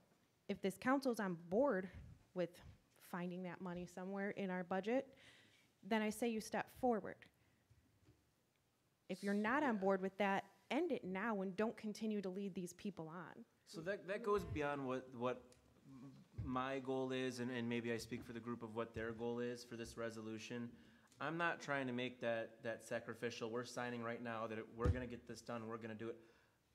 It could have been worded better. All we're trying to do is give them we're trying to give them our support that if they're able to organize the funding in its entirety, whether that be what they showed in their presentation or not, that we have their support. It's my idea of the most unbinding, if they can figure it out, this is something that. Yeah, we're willing to walk, we're willing to walk this far to a certain point. It does bother me a bit that this wasn't in our packet, that you're asking right now, that you literally have said to push through. I get that it's time sensitive. And now you're asking us to make this decision right now. Now we're all flailing about trying to find proper wordage. That is a little bothersome. Put that aside. What do we want to say? Well, I was gonna say, I have some proposed verbiage, so if we can table this to the next meeting, then I think the three of us can get together and, because some of this verbiage I'm thinking about was some of what we talked about at our last meeting. Yeah. And I think that'll address Megan's concern. Okay. So do we wanna take it back and work on it as a subcommittee and bring it back next month? Is this going to stop any further movement, though, to not have something tonight? Yeah, kind of. Yeah, and there's only so much time. I did like to change this in. We got till June though, right?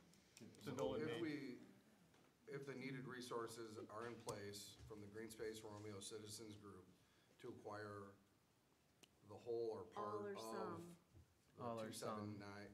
297 prospects, the village, the intent of this board, I don't know. Yeah, and the village is not Something just committing basically saying if they have the funds. resources to acquire all or part. Yeah, and I do apologize that it was kind of a last minute thing. The meeting was just last week and I didn't have time to get this in the packet anyway, so that is my fault. I know it feels hasty and that's why my goal is to have this not be too binding on us. Right. So I do apologize if it wasn't well revised. But this is a once-in-a-generation opportunity. And I think it's something that the village should be together with the green space. Well, so then I would say, I would like to make a motion that the, There was a motion on the floor with no second. Does that motion being withdrawn or failed for No, support? my motion was to support this and the changes Nolan just made, just to show the residents that we are on board to support them as a board. but I want to Not- hear what that says. Say what the motion So will be. I would like to withdraw my motion this time, and maybe we could table it Okay, till that's next fine. month. You mentioned just keep the first paragraph. I think it, Or eliminate the first part. just use make a the- motion, I will make a motion. I'll go slow. That the Village of Romeo supports the efforts of acquiring the property of 297 Prospect Street. I want to say this motion in no way binds us to following through should funds not be raised to the level that the GSAPS group has set as their goal. Sure, thank you. Or, but then you're. I'll listen to then it the again. question, I if time the stamped property goes for more than they raise or their goal, That's it. then we're binded to that. They raise 500, they ask. The intent is the pursuit of the acquisition. We could raise 100% of what we think is the selling price, and that still might not be enough. We're still just one buyer at the table. So the intent is to pursue acquisition. Okay, then can I go back, just sticking with, so what I wanted to say was the Village Board of Trustees supports the efforts of the GSAP Citizens Group to raise the funds for acquisition, either partially or in full, of the space and property at 297 Prospect Street. If the group raises those funds, then the Village of Romeo will consider all or partial offer of purchase. I like that. But that leaves us with that amount still too, doesn't it? I think we're Consider. willing to pay that amount, though, or make up that amount. 200,000 to 300,000? That's, Yeah, yeah, I don't wanna that's get. a generation It is. opportunity. It is. This'll never come back. I'm still thinking fire ALS right I now. don't wanna get to that conversation Seriously. tonight. This, And they're raising a big chunk, they'd be raising over 50%. I like what Shelley said verbatim. I think I would make a motion or I can second. pull mine. Okay. Do we have to repeat what she just said, or can I second that? Can't Was that a you just motion? pass Well, that I need on? first I need a motion, then a support. Shelley, do you You wanna have to offer make that? motion, as you read. You have to Want me to reread it. rewrite it? Make a motion. Okay, I make a motion that the Village Board of Trustees supports the efforts of the GSOP Citizens Group to raise the funds for the acquisition of partial or all of 297 Prospect Street. If the GSOP Group raises the needed funds for all or partial, the Village of Romeo will consider acquisition. I'll support. Thank you. Okay, all in favor of supporting the motion? Aye. Do we have any opposed? We have none opposed. Trustee Russell, can you email that to me? Thank you. Sure. Just replay it Yeah, 50 I times. timestamped it. Exactly. Did you? Okay. Pause. Yeah, and part of that being, if they raise 500,000, but we can only get 3/4 of the property, then, And it leaves it open to acquiring something. yeah, somehow. Yeah, let's get a we chunk. Lose it, you know what I mean? That's a thought, okay. If the Yeah, school entertain that. right. Yeah, because there's technically 3 parcels. I don't know, Thor, listen, are we streaming right now? No? Okay. Not that I'm shy, just give me, no stream, no stream. Into our new business, the CDBG funding. Sorry. These are our allocations. This is just percentages of how we've done it in the past. We don't get a lot of money, $2,500. If this is acceptable, make a motion as presented. If not, then we move the money around. I personally appreciate the 2 groups that took the time to come today, and I respect them and their efforts. So I make the motion that $1,250 be granted to Samaritan House and $1,250 be granted to Interfaith Volunteer Caregivers, the 2 groups that came to present today. I second that. So we'll take off, And the rest, you're just gonna go to zero? I appreciate the 2 groups that came today to spend their time, or even send a letter.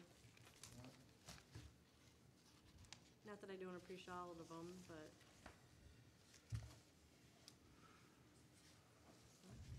The rest of the groups, Megan clarified, did not reach out at all? I didn't receive communication. Did you, clerk? No, just from Stacy, I No. believe was the only one I received communication from. I know Turning Point often comes, they have come, seriously, I've been here 8 years. I think this is the first year they haven't come to speak. Right. Turning Yes, Point That's true. is a organization that helps women needing to get out of dangerous situations. And I children. would still like something there. They do, and in the past have shown funds literally going to women and families in need here in the village. So if we could still put something there, I would like Turning Point to get something. Well, Safe at Home isn't on your list here at all. And That's interfaith. That's part of interfaith. gotcha. Well, we had a motion and a support. $100, Okay. I can amend my motion. Okay. I like a little more than 100. I will amend my motion that Turning Point receive $200 of the funds as requested, and the remaining $2,300 be divided evenly among Samaritan House and Interfaith Volunteer Caregivers. Just to interject, though, CHORE, C-H-O-R-E, we have absolutely no choice Oh, yeah, in that's set down that by the allocation. county That's- or the That's state. set by the county. Oh, so we gotta get another five. Oh, So that really You're right. brings our allocation total So down to minus- 2,000 total for the remaining requesters. Well, Okay. until she just changed it. So we're gonna so revise. Tor will get 500. Yep. We have no choice in that. So that leaves you 9 and 9. Yep, and carry for Samaritan and Interfaith, 200 for Turning Point, 500 Shore. Is that acceptable? Say that again? Say that again. If you have 500 in Shore, Yeah. 200 Turning Point, the other two each get 900. Or could we do the 5, 2 for McRest, 7 for Samaritan House, 2 for Care House, 7 for Interfaith, and then 2 for Turning Point? Still honoring that they came and submitted and spoke to us with $700 each. 500's gotta go to Shore, and then 200 for the remaining. I would support that. Well, we're still in the original motion. I can rescind it. Okay. I'll withdraw my support on that. Oh, okay. I'll second Justin's. So I'll make a motion. Wait, did the original person who made the motion, is she withdrawing her motion? I Or will. just amending it? Okay, I withdrew my support. gotcha. Okay, go ahead. Okay, I'll make a motion to distribute the CDB grant funding as following. Shore, 500, McRest, 200, Samaritan House, 7, Care House, 200, Interfaith, 700, Turning Point, 200. Support. And if Who anyone said needs to that? check my No one? math, please. Did you say that? We have a motion by Parker, support by Care. All in favor of distributing funds as presented or as motioned? All in favor? Aye. Any opposed? Nay. One Pardon nay. me? Who was that? 1 nay by Bartholomew. Bartholomew, gotcha. Oh, we've always, historically, we went with what was on here, so that's fine. Okay, moving into amendments, of which we mean budget amendments. And this is why Danielle is here. Danielle is one of our accountants from Plant Moran. I'm so glad you're here because we have this is our first time, usually this would be our second amendment, that's why they seem lengthier. This is what would have been 2 amendments into 1. So, do you want to speak, or do you just want, how would you like to do it? Does anybody have questions about the amendments? How about that? I think everything's, the I would- breakout stuff was nice.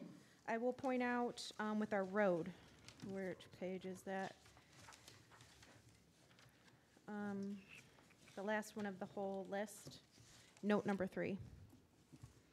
When we set out with that contract, we'd only budgeted for 1.8, but we awarded the contract for 1.9, so we need to not only amend it to lift it higher to that amount, we also ended up over budget by 168,217.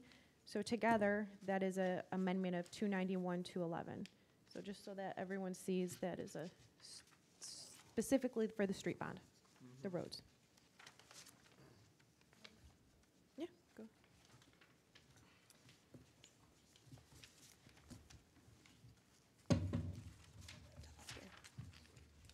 So, hello, Honorable Board. My name is Danielle Kelly. I'm the manager of the Plant Moran Group that does the accounting for the village. Other than the road amendment that President Poznansky brought up, I also wanted to bring up the Michigan pension grant that the village received. The village received about 109, I believe. I'm trying to get to the note. Like 130. Yeah, $130,000 grant from the state of Michigan. That went directly into the MERS account, so it did not pass through the village's bank account. That was intended by the state to make sure that it goes to the correct pension systems when the grants went out. The accounting for that requires us to recognize it, even though it didn't pass through our books. So there is a note describing that, and the amendment, you'll see, goes to multiple funds because multiple funds support the pension. Multiple employees work in multiple funds, and therefore it has to be allocated on an employee basis. So that's why you see those amendments all throughout the funds and why it looks so lengthy. We can't just put it in the general fund. So I just wanted to bring that up. That is a net zero budget amendment. There's a revenue and an expense, and it nets to zero. All in our favor. If there aren't any more questions, can we get a motion to approve the budget amendments as presented? I'll make that motion. I'll second. We have a motion by Parker, support by Rousseau. approving budget amendments as presented. Could you call the roll on it? Yes. Parker, Yes. Rousseau, Yes. Bartholomew, Yes. Edwards, Yes. Care, Yes. Fowler, Yes. President Poznanski. Yes. Motion carries 7-0. Okay, moving into the approval of our audit. You were given your booklet last month, the presentation was this month. This is just us confirming and accepting our audit. If we can have a motion. I'll make a motion to approve the 2023 audit. Support. We have a motion by Edwards, support by Parker, approving the audit. All in favor? Aye. Do we have any opposed? None opposed. Our DDA Winterfest event permit. Do we have any questions or comments or a motion to approve? I'll make a motion to approve the Romeo DDA event permit for Winterfest as presented. Support. Okay, we have a motion by Care, support by Bartholomew, approving the permit. All in favor? Aye. Aye. Do we have any opposed? There are none opposed. Thank you for the work that you do. Thanks for going through the process. Our marijuana license issuance. This is at the table. This is, I guess you would call, finishing out the process. The processing application for 100 Schaefer Processing LLC has been reviewed and was approved by the following departments of the clerk's office, treasurer's office, building official, and fire chief. Therefore, we included the language here for you guys from the ordinance. Therefore, we are here at the next Village Romeo Council meeting, and we shall approve the license in order of the date and time receipt. This needs no movement. Nope, this is, it's, Just I for call it pomp and clarification, circumstance This is of here, an you are awarded. additional license, This is a processing. additional to what they currently have. That is correct, yes.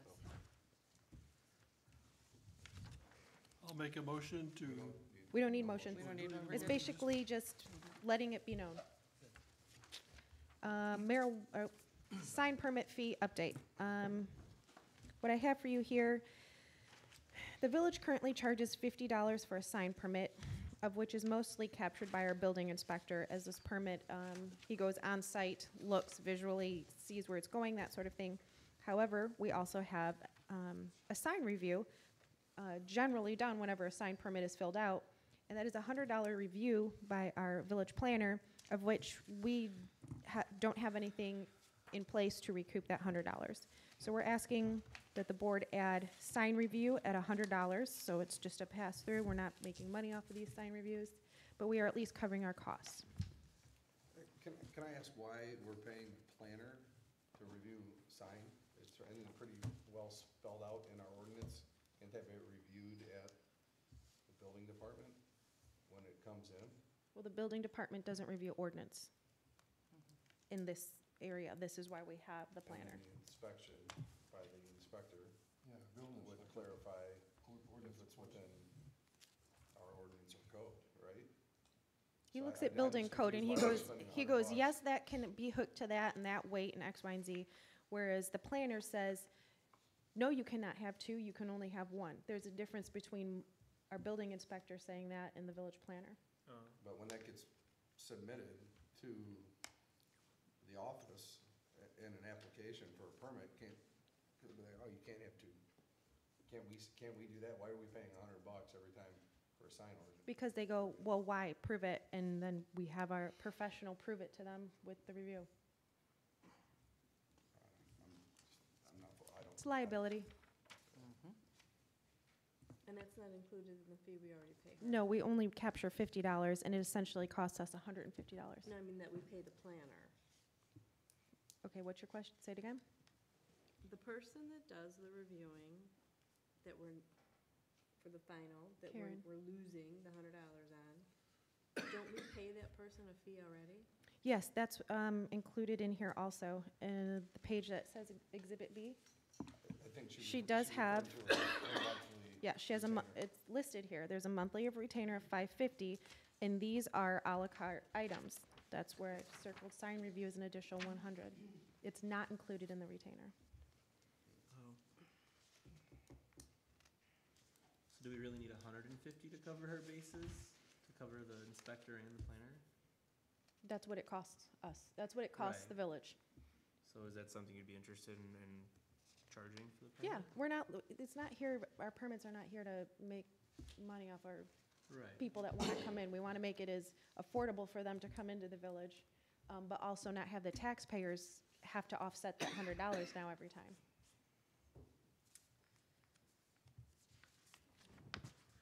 I'll make a motion to approve the sign permit in the amount of $100 per permit. Second. It should be sign review, right? Or, For an would it be additional? sign review? Yes. Okay, we have a motion by Care, Second. support by Fowler, for the addition of $100. Can you call the roll, please, Clerk Trapp? Yes. Fowler? Yes. President Poznanski? Yes. Rousseau? Yes. Parker? No. Where am I? Edwards? Yes. Bartholomew? Yes. Motion carries 6-1. Okay, moving into municipal analytics and the software. This is for the Waterworth software, of which, when we say we're reviewing our water rates, this is the software that holds all of that information that Mr. Kasor then is able to put in the different values and figure out where we need to be in our budget, covering not only our expenses, but also care of and maintenance. The invoice is for $5,250. That is just the renewal of the software.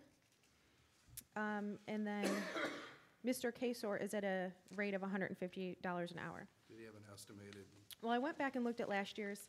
Last year, we did a not to exceed 10,000. We came in, the software was just a titch cheaper last year, so it was like at 49. And I think he came in at like 4,000. And I want to say that had to do, we had a lot of the crossover in the software. So there was extra hours used. I don't think we need as much this year. I'd be safe with 8, not to exceed 8.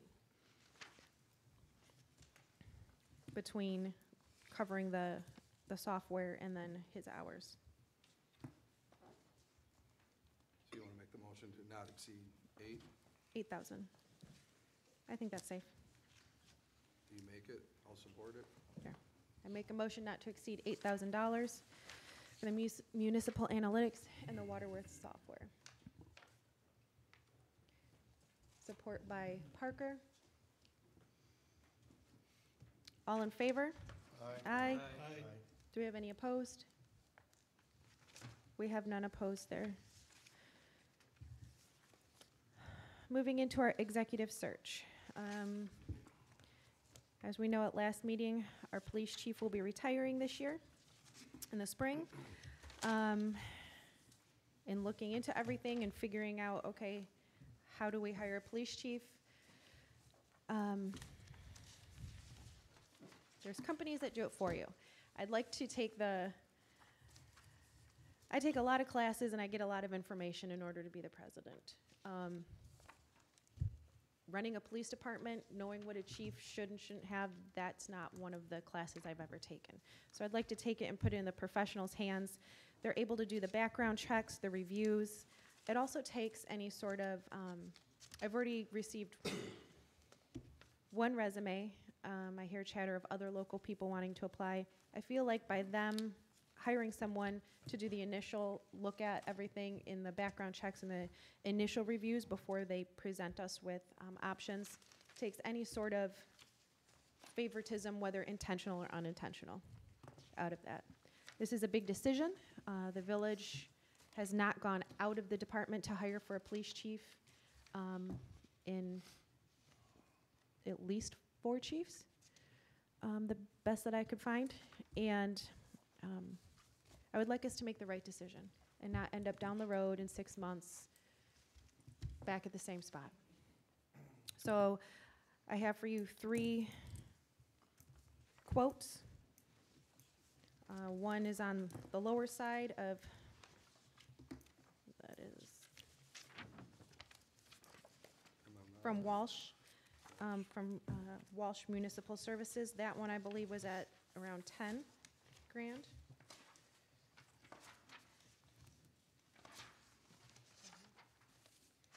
$10,900.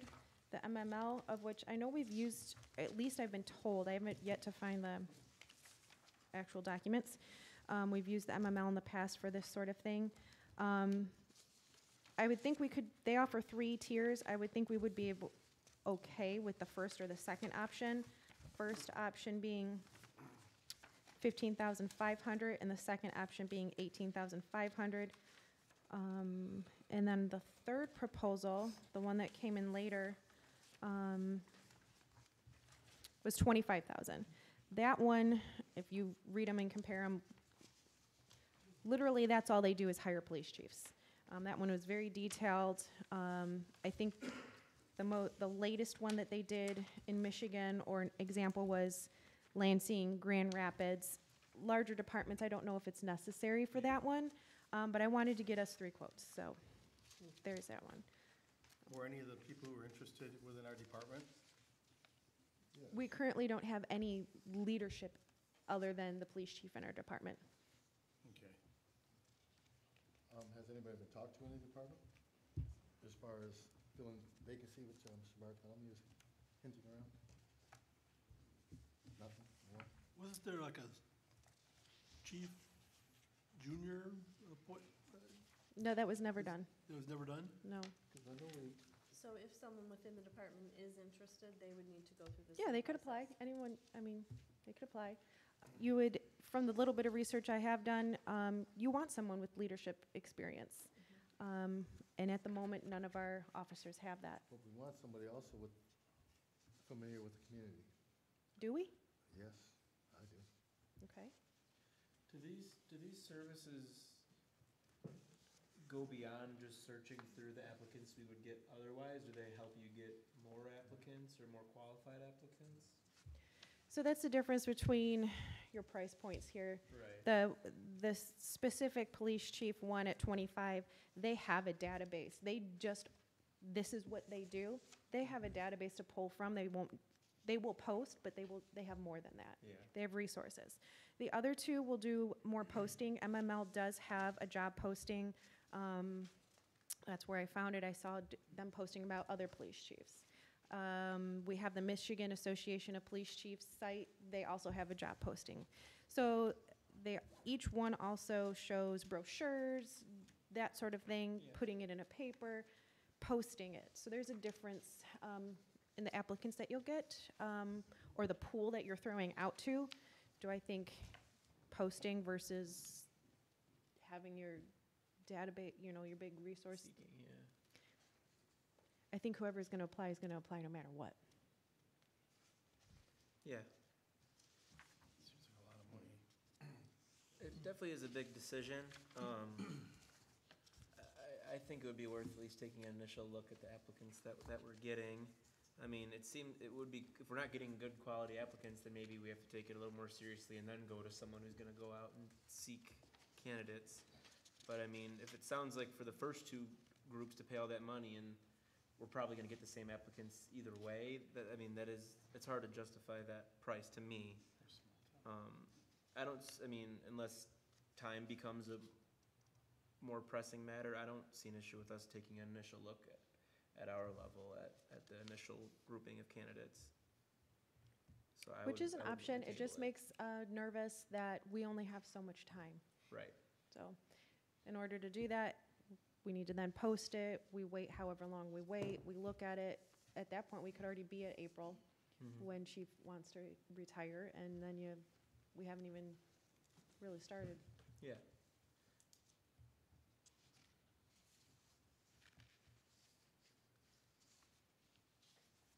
Okay.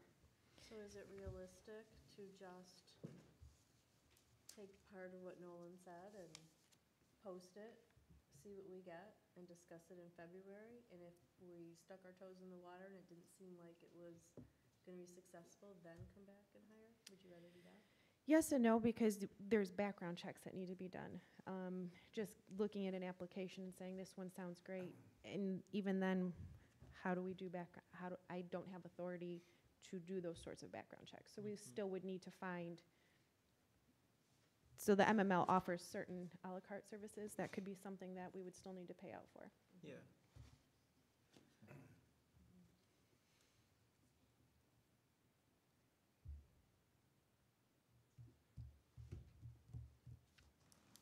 Okay. I guess if this is nothing that we're interested in, I will move forward with continuing to find us a police chief. Yeah, I mean, I would still maybe consider it, as we get closer, if we're in a panic and we're really kind of. Well, I guess this was my I would say way of trying to. By next month, we should make a decision if we're gonna do this or not. Yeah. I don't wanna wait till we're in a panic. Right. Yeah. Do you wanna This put is on just agenda the way next month? to, We this is the way decide. to involve you guys in the Yeah. process a little bit more, as it is, Background checks on our past. just like the other appointments. I'm pretty sure if they came internal for the police, they at some point had a background check coming into the department. I think that's pretty standard. And yeah. What extent are you talking, like the fingerprint check that you can go to Lake Orion to get done, or? No, and again, that's where I know as much as you know in that area. There's extensive background. Coles does certain things. I'm learning it along as we go through it. So we don't know what's included in those background checks.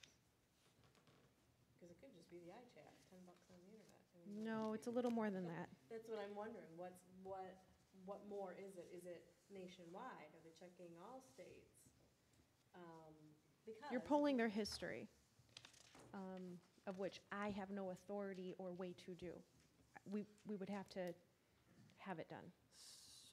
So MML doesn't offer those optional services like just background checks unless you buy a base package first. Well, there's certain à la carte things. That's something that I can. Without buying a package? I Oh, didn't. okay. I didn't ask specifically what is the whole à la carte, but there are things that they do offer, and certain ones.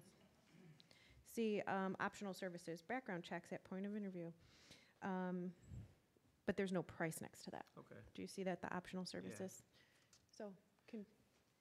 I mean, if you were able to, if we could put this on the agenda for next month, and maybe we could get some pricing on some of those optional services. I mean, something like background checks for our police chief sounds pretty necessary, I would say. Yeah, it's pretty important. I It's mean, pretty we basic. do it for our officers. This is going to be the officer in charge of the whole department. Right.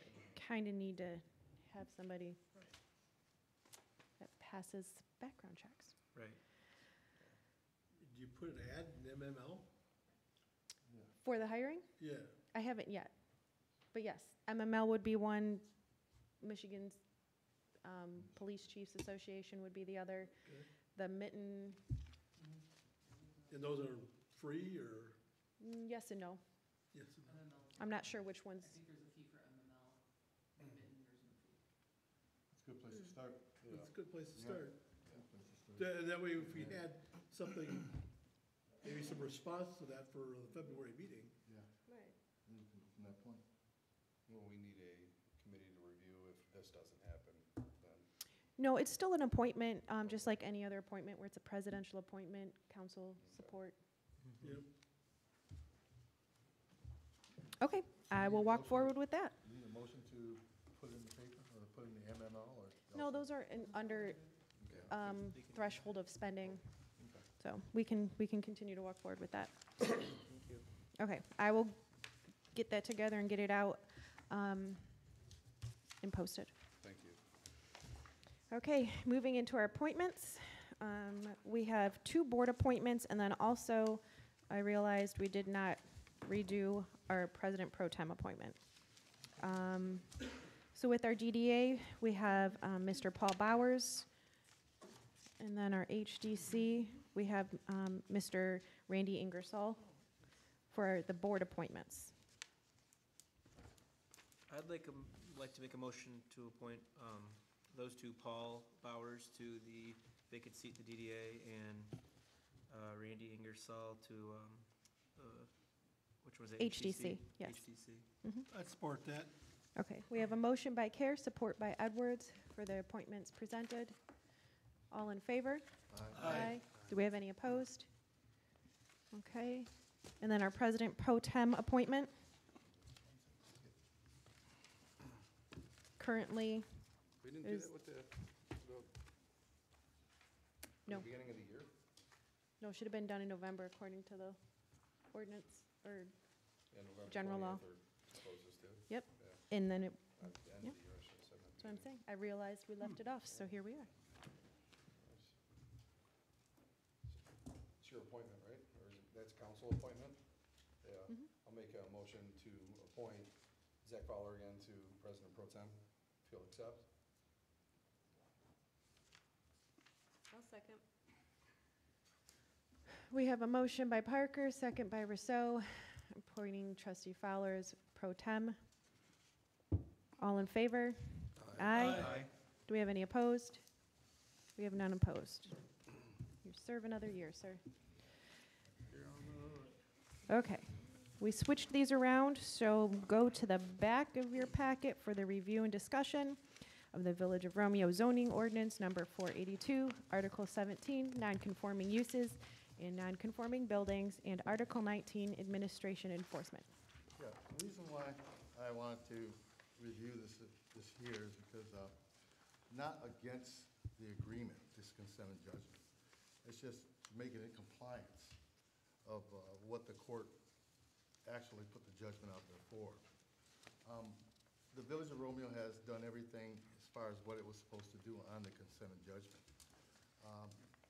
Like I said, number 2 on the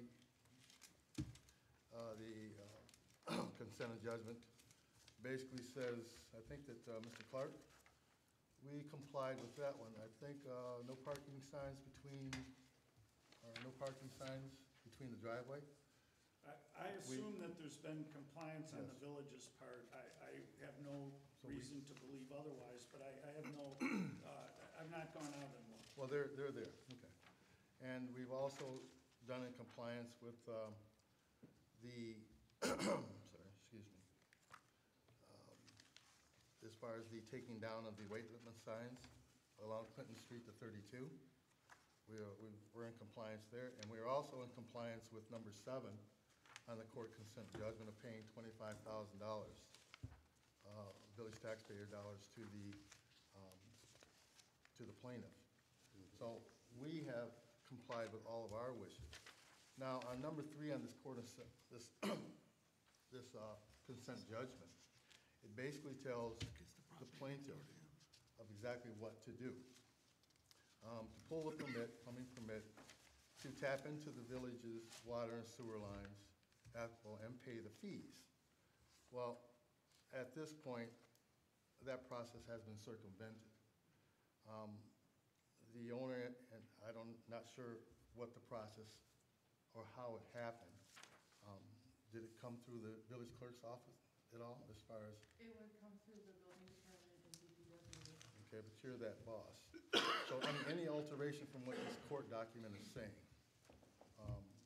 it's actually telling to obtain the necessary permits and/or permits pay the applicable fees. Well, there has been no FOIA request to see all the permits that were pulled, so.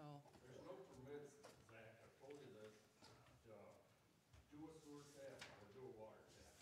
Okay, so He did what I told him he could do. what this court judgment says is to do this process. I guess, hold on, guys. Hold on, I'm going to take the floor. I'm going to take the floor for a moment, and we're here to review and discuss the Village of Romeo zoning ordinance. Number 482, Article 17, nonconforming uses and nonconforming buildings, and Article 19, administration enforcement. Correct. But you're referring to this All right, other document and I'm on to asking Article these 17 questions. Of the non-compliant. Let's stick to the topic. All right, yes. Article 17 says if there's any alterations done to the property, then it's to go to the ZBA, Zoning Board of Appeals. You're supposed to make application to the Zoning Board of Appeals. Has that process been done? Because there were changes done to the property. There were changes done to the consent agreement because it wasn't followed to the word. So then it should have went to a site plan review process in order for it to be received and then granted. That wasn't done. So And then number is there a 19 problem with the ordinance I'm No. trying to understand what the, No, there's no problem with the so we're ordinance. here to review and discuss these ordinances, but there's no problem with the ordinance. The ordinance was not followed to the word, and that's where I'm at, is that there's a process to do it, and it wasn't followed. There's, an application should have been made to the clerk's office, or to the village office, then it gone through the ZBA process, then reviewed, and then granted, if that was the case. And then Article 19 includes the building inspector and the clerk in order to process the information and hand that information out and go through the process. None of that was done. It was just done So it's not so completely much by- a concern about the ordinance, it's a concern about the enforcement? The process, yes, the enforcement of the ordinance, which was not followed. We have, I mean, if that's the case, why ticket people for not shoveling their sidewalks? I mean, it's the same thing. We have these ordinances in place, they should be followed by the steps by the people. If not, throw them all out. That's what I'm saying. It wasn't followed, so if that's the process, I understand what he's telling me back there, but according to this court consent judgment that was processed in Macomb County Court, these are the steps you're supposed to take. And any alteration in those steps should have went through the clerk's office, through a site plan review, the whole 9 yards, but none of that was done. It was just, oh, this is my property here, this is okay, do this, do that. I mean, that's not the process, that's not our ordinance. And that's what I'm saying, it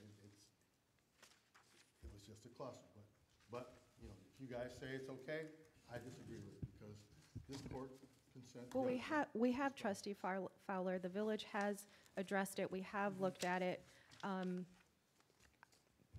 I understand that you don't agree. That's where it's at. Water and sewer tap on his property. I beg to differ. You want me to show you the map? Yes, show me the map, because I beg to differ, because on number one, he says they have 2 parcels of land, Yes, 2 parcels. and the sewer and water taps are both on his parcel. The parcel on 313, I used to own 313. Right there, Zach. Yeah, I used to own So 313. here's the property line, right here. I used to- Sewer and water taps are on 315. The sewer and water lands are on 313. I own No, they're not. 313. I was there when he did the sewer and water. And you're wrong. Is this right next to your residence, Zach? I used to own 313. Dickinson bought the property from Bill Parker. Mike Clairhart owned 315, the second parcel. If that water line was on Mike's property when he owned it, he would have ran water back there long ago. But instead, he used my garden hose to run water back to his property because I own 313 Dickinson. So. Okay, hold on. No, hang on. no, In I'm order gonna, to eliminate no, this I'm gonna take discussion- some order in here. order to eliminate this Excuse me, discussion, trustee Fowler, I'm a taking survey order. You would can, resolve the whole you can thing. be removed? Would you like to be removed? It is a personal issue. Okay. Site plan would Hire an solve the whole attorney. thing. That's all I'm saying. Mr. Clark, could you please clarify the duties of the council versus whose duty it is to enforce? I first Do you want want- to make sure I have identified the problem or the concern, because it may not be a problem. So I'll ask trustee Fowler, are we talking about paragraph 3 of the consent judgment? Yes, sir. Okay, so under paragraph 3, the plaintiffs, and this was, by the way, approved by the village and approved by the property owner back in 2019 in October, to resolve some litigation that was then pending.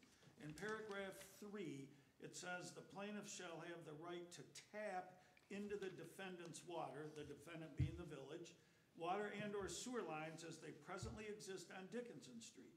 So if those lines existed, the plaintiffs who are, and the judgment is a matter of record, it's a public document, it's Trailside LLC and Robert V. Rogers. So the plaintiffs have the right to tap in or use those residential water and sewer services upon obtaining the necessary permit or permits and paying the applicable fee or fees.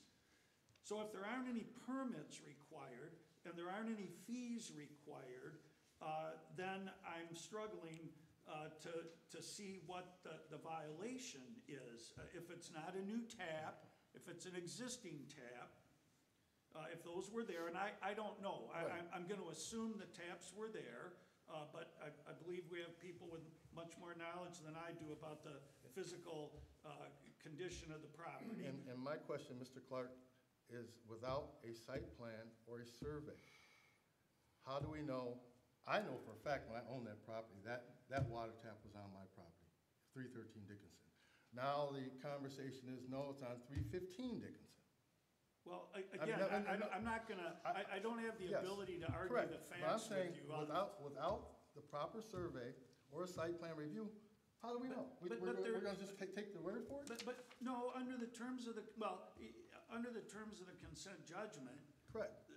there is no requirement for a site plan. You're absolutely correct. It says obtain the necessary permits and permits by paying the applicable fees. Right, so if there aren't any permits required, then I would hope there wouldn't be any fees required if there aren't any permits required.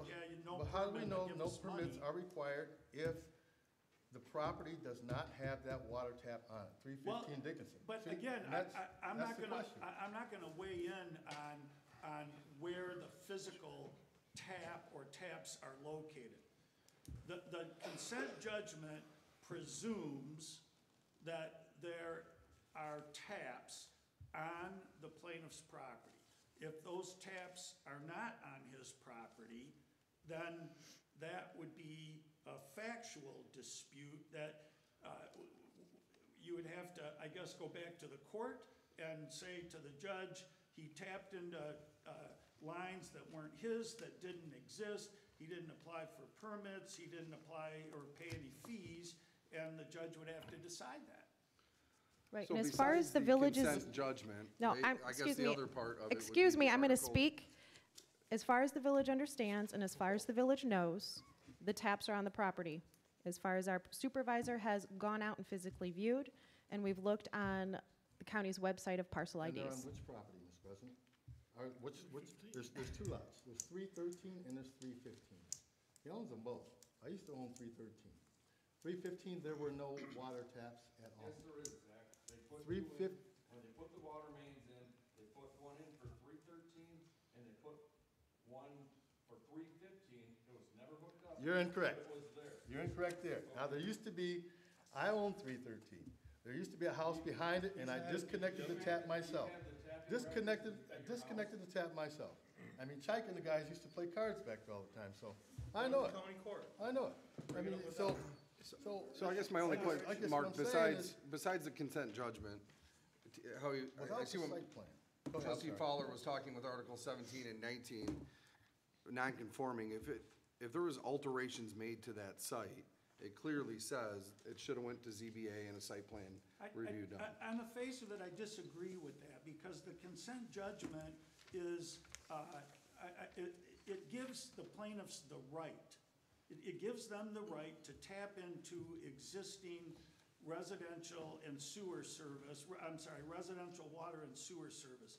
If those lines existed and they were tapped, those lines, taps were provided for those lines, then the consent judgment has been complied with. You wouldn't, there aren't, So there the aren't consent plans. judgment then supersedes our ordinance? Well, what part of the ordinance? What? Or it says if there's alterations made to non-conforming use, you have to go before the ZBA? Then this paragraph does supersede the enforcement of the ordinance. Yes, it Okay. does. So number 6 on this thing, prior non-conforming use of the plaintiff's property may continue substantially, no alterations should be done to it. I think that's what Mr. Parker was just indicating. It says non-conforming Well, use. it doesn't say it can't be altered. It says, it says non-conforming use may not be expanded or enlarged. And so, again, you may have a factual issue as to what the property looked like when Mr. Clairhout owned it and what it looks like now. You just might want to be a little circumspect about it, And I I'll just guess say that. pertaining to this court document, then it goes back through the process of 17, Article 17 again, to where it needs to go to the ZBA. I mean, improve the property, fine, but go through the process, go through the steps. And that's what I'm saying. There's no steps have been taken with this thing at all. Just everything done. So in your concern over number 6, we're not including the water or the sewer service lines? I was just pertaining to what Mr. Parker was.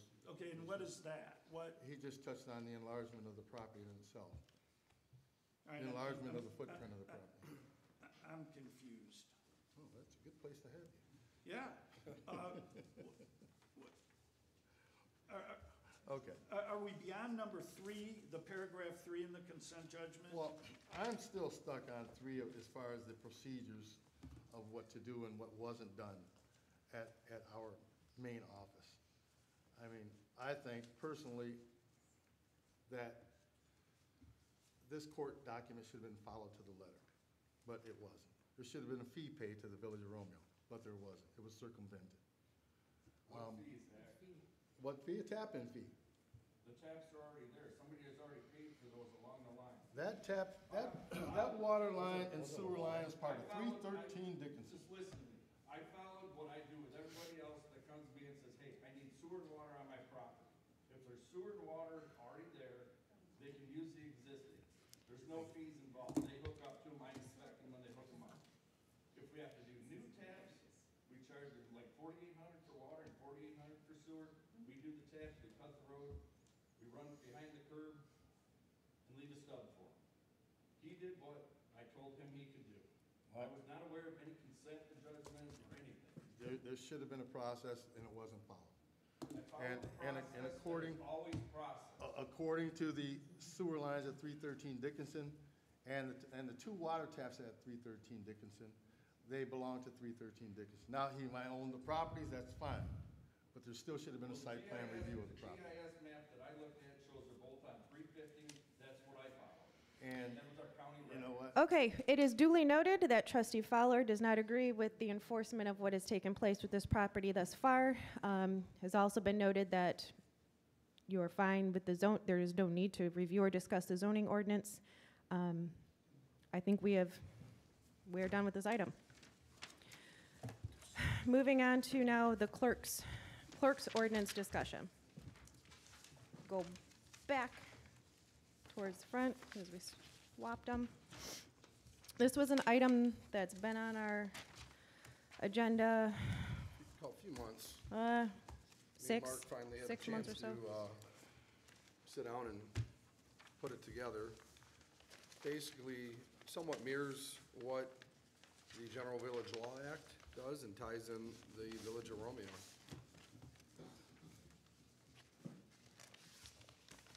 So if it mirrors the General Law Village Act, I'm, Generally, I mean. okay. So what tying about in it is the not, Romeo.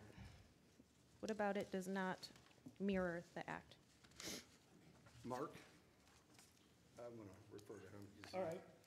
he's better with I did take the provisions of this ordinance nearly verbatim out of the General Law Village Act. And the reason I did that is because the village doesn't have a charter. It doesn't have a standalone operating document that governs how the village conducts its business. That is provided by the General Law Village Act. And there are home rule villages that do have their own charters. The village is not one of them. Cities have their own charters, and it spells out the duties and responsibilities for the various positions, whether they be elective, appointed, or hired. And so because that template, if you will, the General Law Village Act is already in place, the village can't change much of the General Law Village Act unless it's contained in the act. By way of example, the village, which it did, it's experimented with this, the village can have a village manager. And if it does so, it can choose to have the village manager assume duties of the clerk, the president, the treasurer, some or all of them. You have a little bit of a menu, if you will. You can also have your clerk and your treasurer appointed. So the General Law Village Act does provide for some deviation from the basic structure. So as you go through these sections, if you've looked at them, they are, again, are almost verbatim from the General Law Village Act. Where there are differences and it's not so much that there are differences, it's just these that I'll mention are not in the General Law Village Act. By way of example, under Section 1 of this draft ordinance, it requires the clerk to devote not less than 40 hours per week to his or her duties. There's no specification of time on task in the General Law Village Act. There is also a provision with respect to compensation. And in the General Law Village Act, the clerk, the treasurer can be, their salaries or compensation can be set by resolution or ordinance of this body of the village council. The village, I've got the book with me, I don't want to get too far into the weeds, but I believe the village president and trustees, their compensation can only be set by ordinance. And so the deviations, if you will, or that which is in the proposed ordinance that is not in the General Law Village Act primarily relate to time on task, the hours to be devoted, and the method of compensation that will be by resolution of the village council is determined from time to time, which is permissible under the General Law Village Act. And then the other aspect of it is, I believe there's a provision in here that if the clerk is not doing his or her job is suspended, then there would be no payment or compensation for the services or services not rendered, if you will. But for the most part, it just, the ordinance just tracks in lockstep the General Law Village Act. Can I ask a question? President Pez? Yeah, I guess it's an ordinance about your position at the moment. Okay, this question is actually going to be directed toward Trustee Parker. For Specifically provided. He's choosing She's to ignore asking me. you a question. And so is she. So. This question is directed to you, Trustee Parker. For the past few months, it's been on the agenda as elected officials pay ordinance. So you gave us the illusion that it was going to be all of elected officials discussed, and now this ordinance is just clearly clerk's ordinance. Yeah, 'cause I would like to know why I'm being singled out. So you're not, it was the position, because there wasn't any ordinance, and if you remember back to the meeting that we had where we were discussing elected officials, this council prescribed me with the duty to sit with Mark and write a clerk's ordinance at that time. That's where the focus has been since that meeting. I don't think the elected officials as a whole, that topic is dead. At that meeting, we voted for me to move forward with Mark on a clerk ordinance. It's not at you, that's what we voted on. Well, if we passed it, it wouldn't apply to the current clerk until after the next election. Because that's not what she was elected to do. She was elected to follow the old rules. The new rules, you can't just adopt them and force them down when it's an elected position. This board voted to have me work on a clerk ordinance. Okay. When it went into, I'm just I'm letting you feeling know. attacked. So- That's what we voted to do, was Okay. make a clerk ordinance. So after- When or how that goes into effect, I'll leave that to Mark. I'm not sure. Well, you asked us to give you that power. It's not like we just said, hey, Justin, do this for Well, I us. know You we asked us. discussed, and we discussed that there was no clerk ordinance, and then that happened. So we moved forward at that time.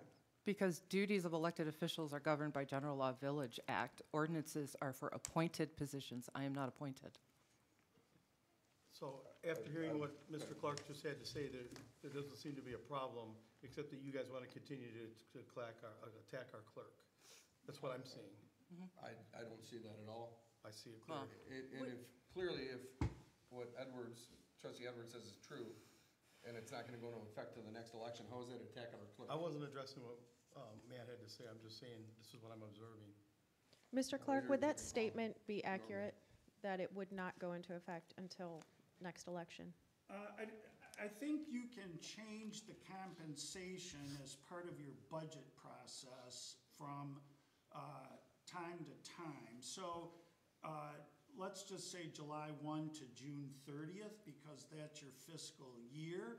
But I think that needs to be spelled out in the resolution. I don't, and again, you're the policymakers, you're the ones charged with the responsibility, but I do have a concern about, there's such a thing as due process, that if I have something and you want to take it away from me, maybe you have the right to take it away from me, but there should be what is called due process. I should have a notice that what it is you're taking from me.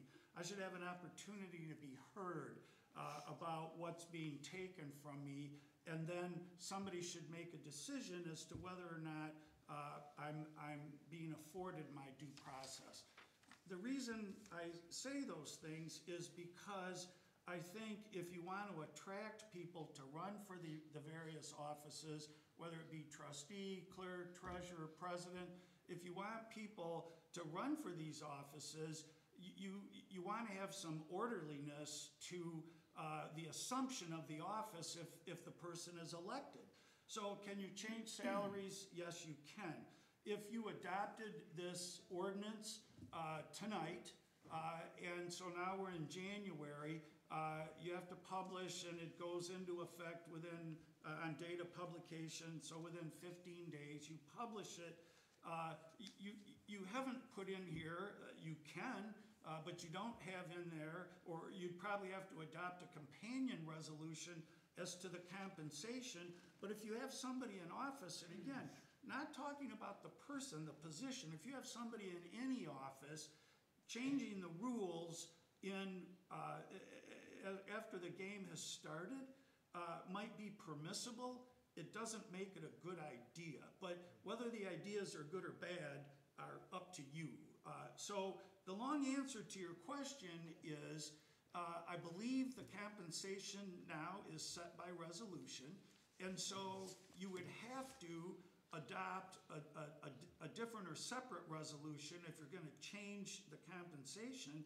And if you're going to do that, I would recommend you do it on the annual fiscal basis as you determine salaries for department heads or allocate money to negotiate the labor contracts with your employees that are represented. I really think that you have to keep in mind the element or the component of due process, which you won't find the words due process in that ordinance, and you won't find them in any of your resolutions setting compensation. But it's important. The concept is important. But the long answer to your question is, you make another resolution, it's going to change the compensation. I don't recommend it, but I'm just a recommender. I'm not a decider. That's a separate resolution. And like Mark pointed out, with the exception of the 40-hour week, Mr. Clark? the compensation, the resolution from time to time, that is directly out of the General Law Village Act. That's currently what we already follow. The 40-hour week? I said with the exception of the 40-hour week. Okay, because that's, And you can't talking really about put hours on an talking about the position. compensation in that section where it says from time to time, that's directly out of the General Village Law Act. Well, I mean, if there's only these 2 or 3 items, why don't we just make this ordinance those 2 or 3 items? It's almost making it more murky than it was claimed to be. We're being redundant in what's already written. If you just want those 2 or 3 things added in, let's just make that ordinance those things. But we don't have an ordinance, period, at all. That's what I'm saying, this, put those things in there, just those few that you want. Because the rest of this is all citing general village law. It already exists, And- that and already, typically, that's already A lot of here. our ordinances mirror the general village law. Why haven't half of them then, right? Because that's what they do, and they're in our ordinances. It's clean, precise, we got it, it's all there. I don't know, I mean, we could say that about a lot of the ordinances, if you just want to Yeah. tear them all apart. But 'cause- ordinances are for appointed clerks. I'm not appointed. I've spoken to many clerks about this. Can you point to that somewhere where it states that? Yeah, I can bring some information to the table, yes. Does it say that in the general law? No, it just defines my duties in the general law, and that's what I'm governed by. Appointed clerks have ordinances. Is it true, Mark? Mark, I think we looked into that, didn't we? If there could be an ordinance? I don't remember. I think we're, it's like looking into your bag or your basket after Halloween. You got a lot of different treats in there. And so I don't agree with the statement that Ms. Trapp makes that ordinances only apply to appointed positions. They don't apply to elected officials. As a blanket statement, I disagree with that. Are there some things you can't do with your elected officials by ordinance? Yes. By way of example, you can't make one office the boss of the other office. You can't, there are things you can't do by ordinance, but that doesn't mean that every elected official is immune from an ordinance addressing his or her position. So I disagree with that as a blanket statement. I do agree with what Ms. Trapp said, and it's what I mentioned, I apologize at length a moment ago, is that all of this has been taken right out of the General Law Village Act. And so the General Law Village Act is your charter. It is your governing document, and this was taken from that. You can't do things in contravention of the General Law Village Act. So, again, you're talking about a number of different things all in the same container, and that sometimes becomes difficult. So we're just taking the general, theoretically, taking the General Village Law Act and spelling it out as an ordinance with those additions. Is that a question? Yes, I'm trying to clarify. Yeah. I mean, basically, we're not changing the world. What additions are we talking about? I think Justin said, if the clerk is suspended, they shall not receive compensation during the period of suspension. And part of that is general village law act also. Right, and then devote 40 hours a week to his or her duties. Or is that the only two? That's what I circled. Otherwise, it's all the same.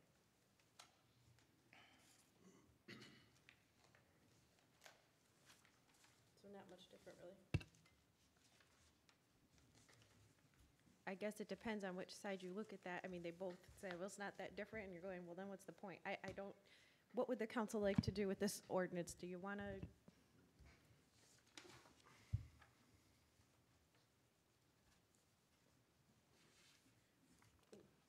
Guess I'd just soon pass on it.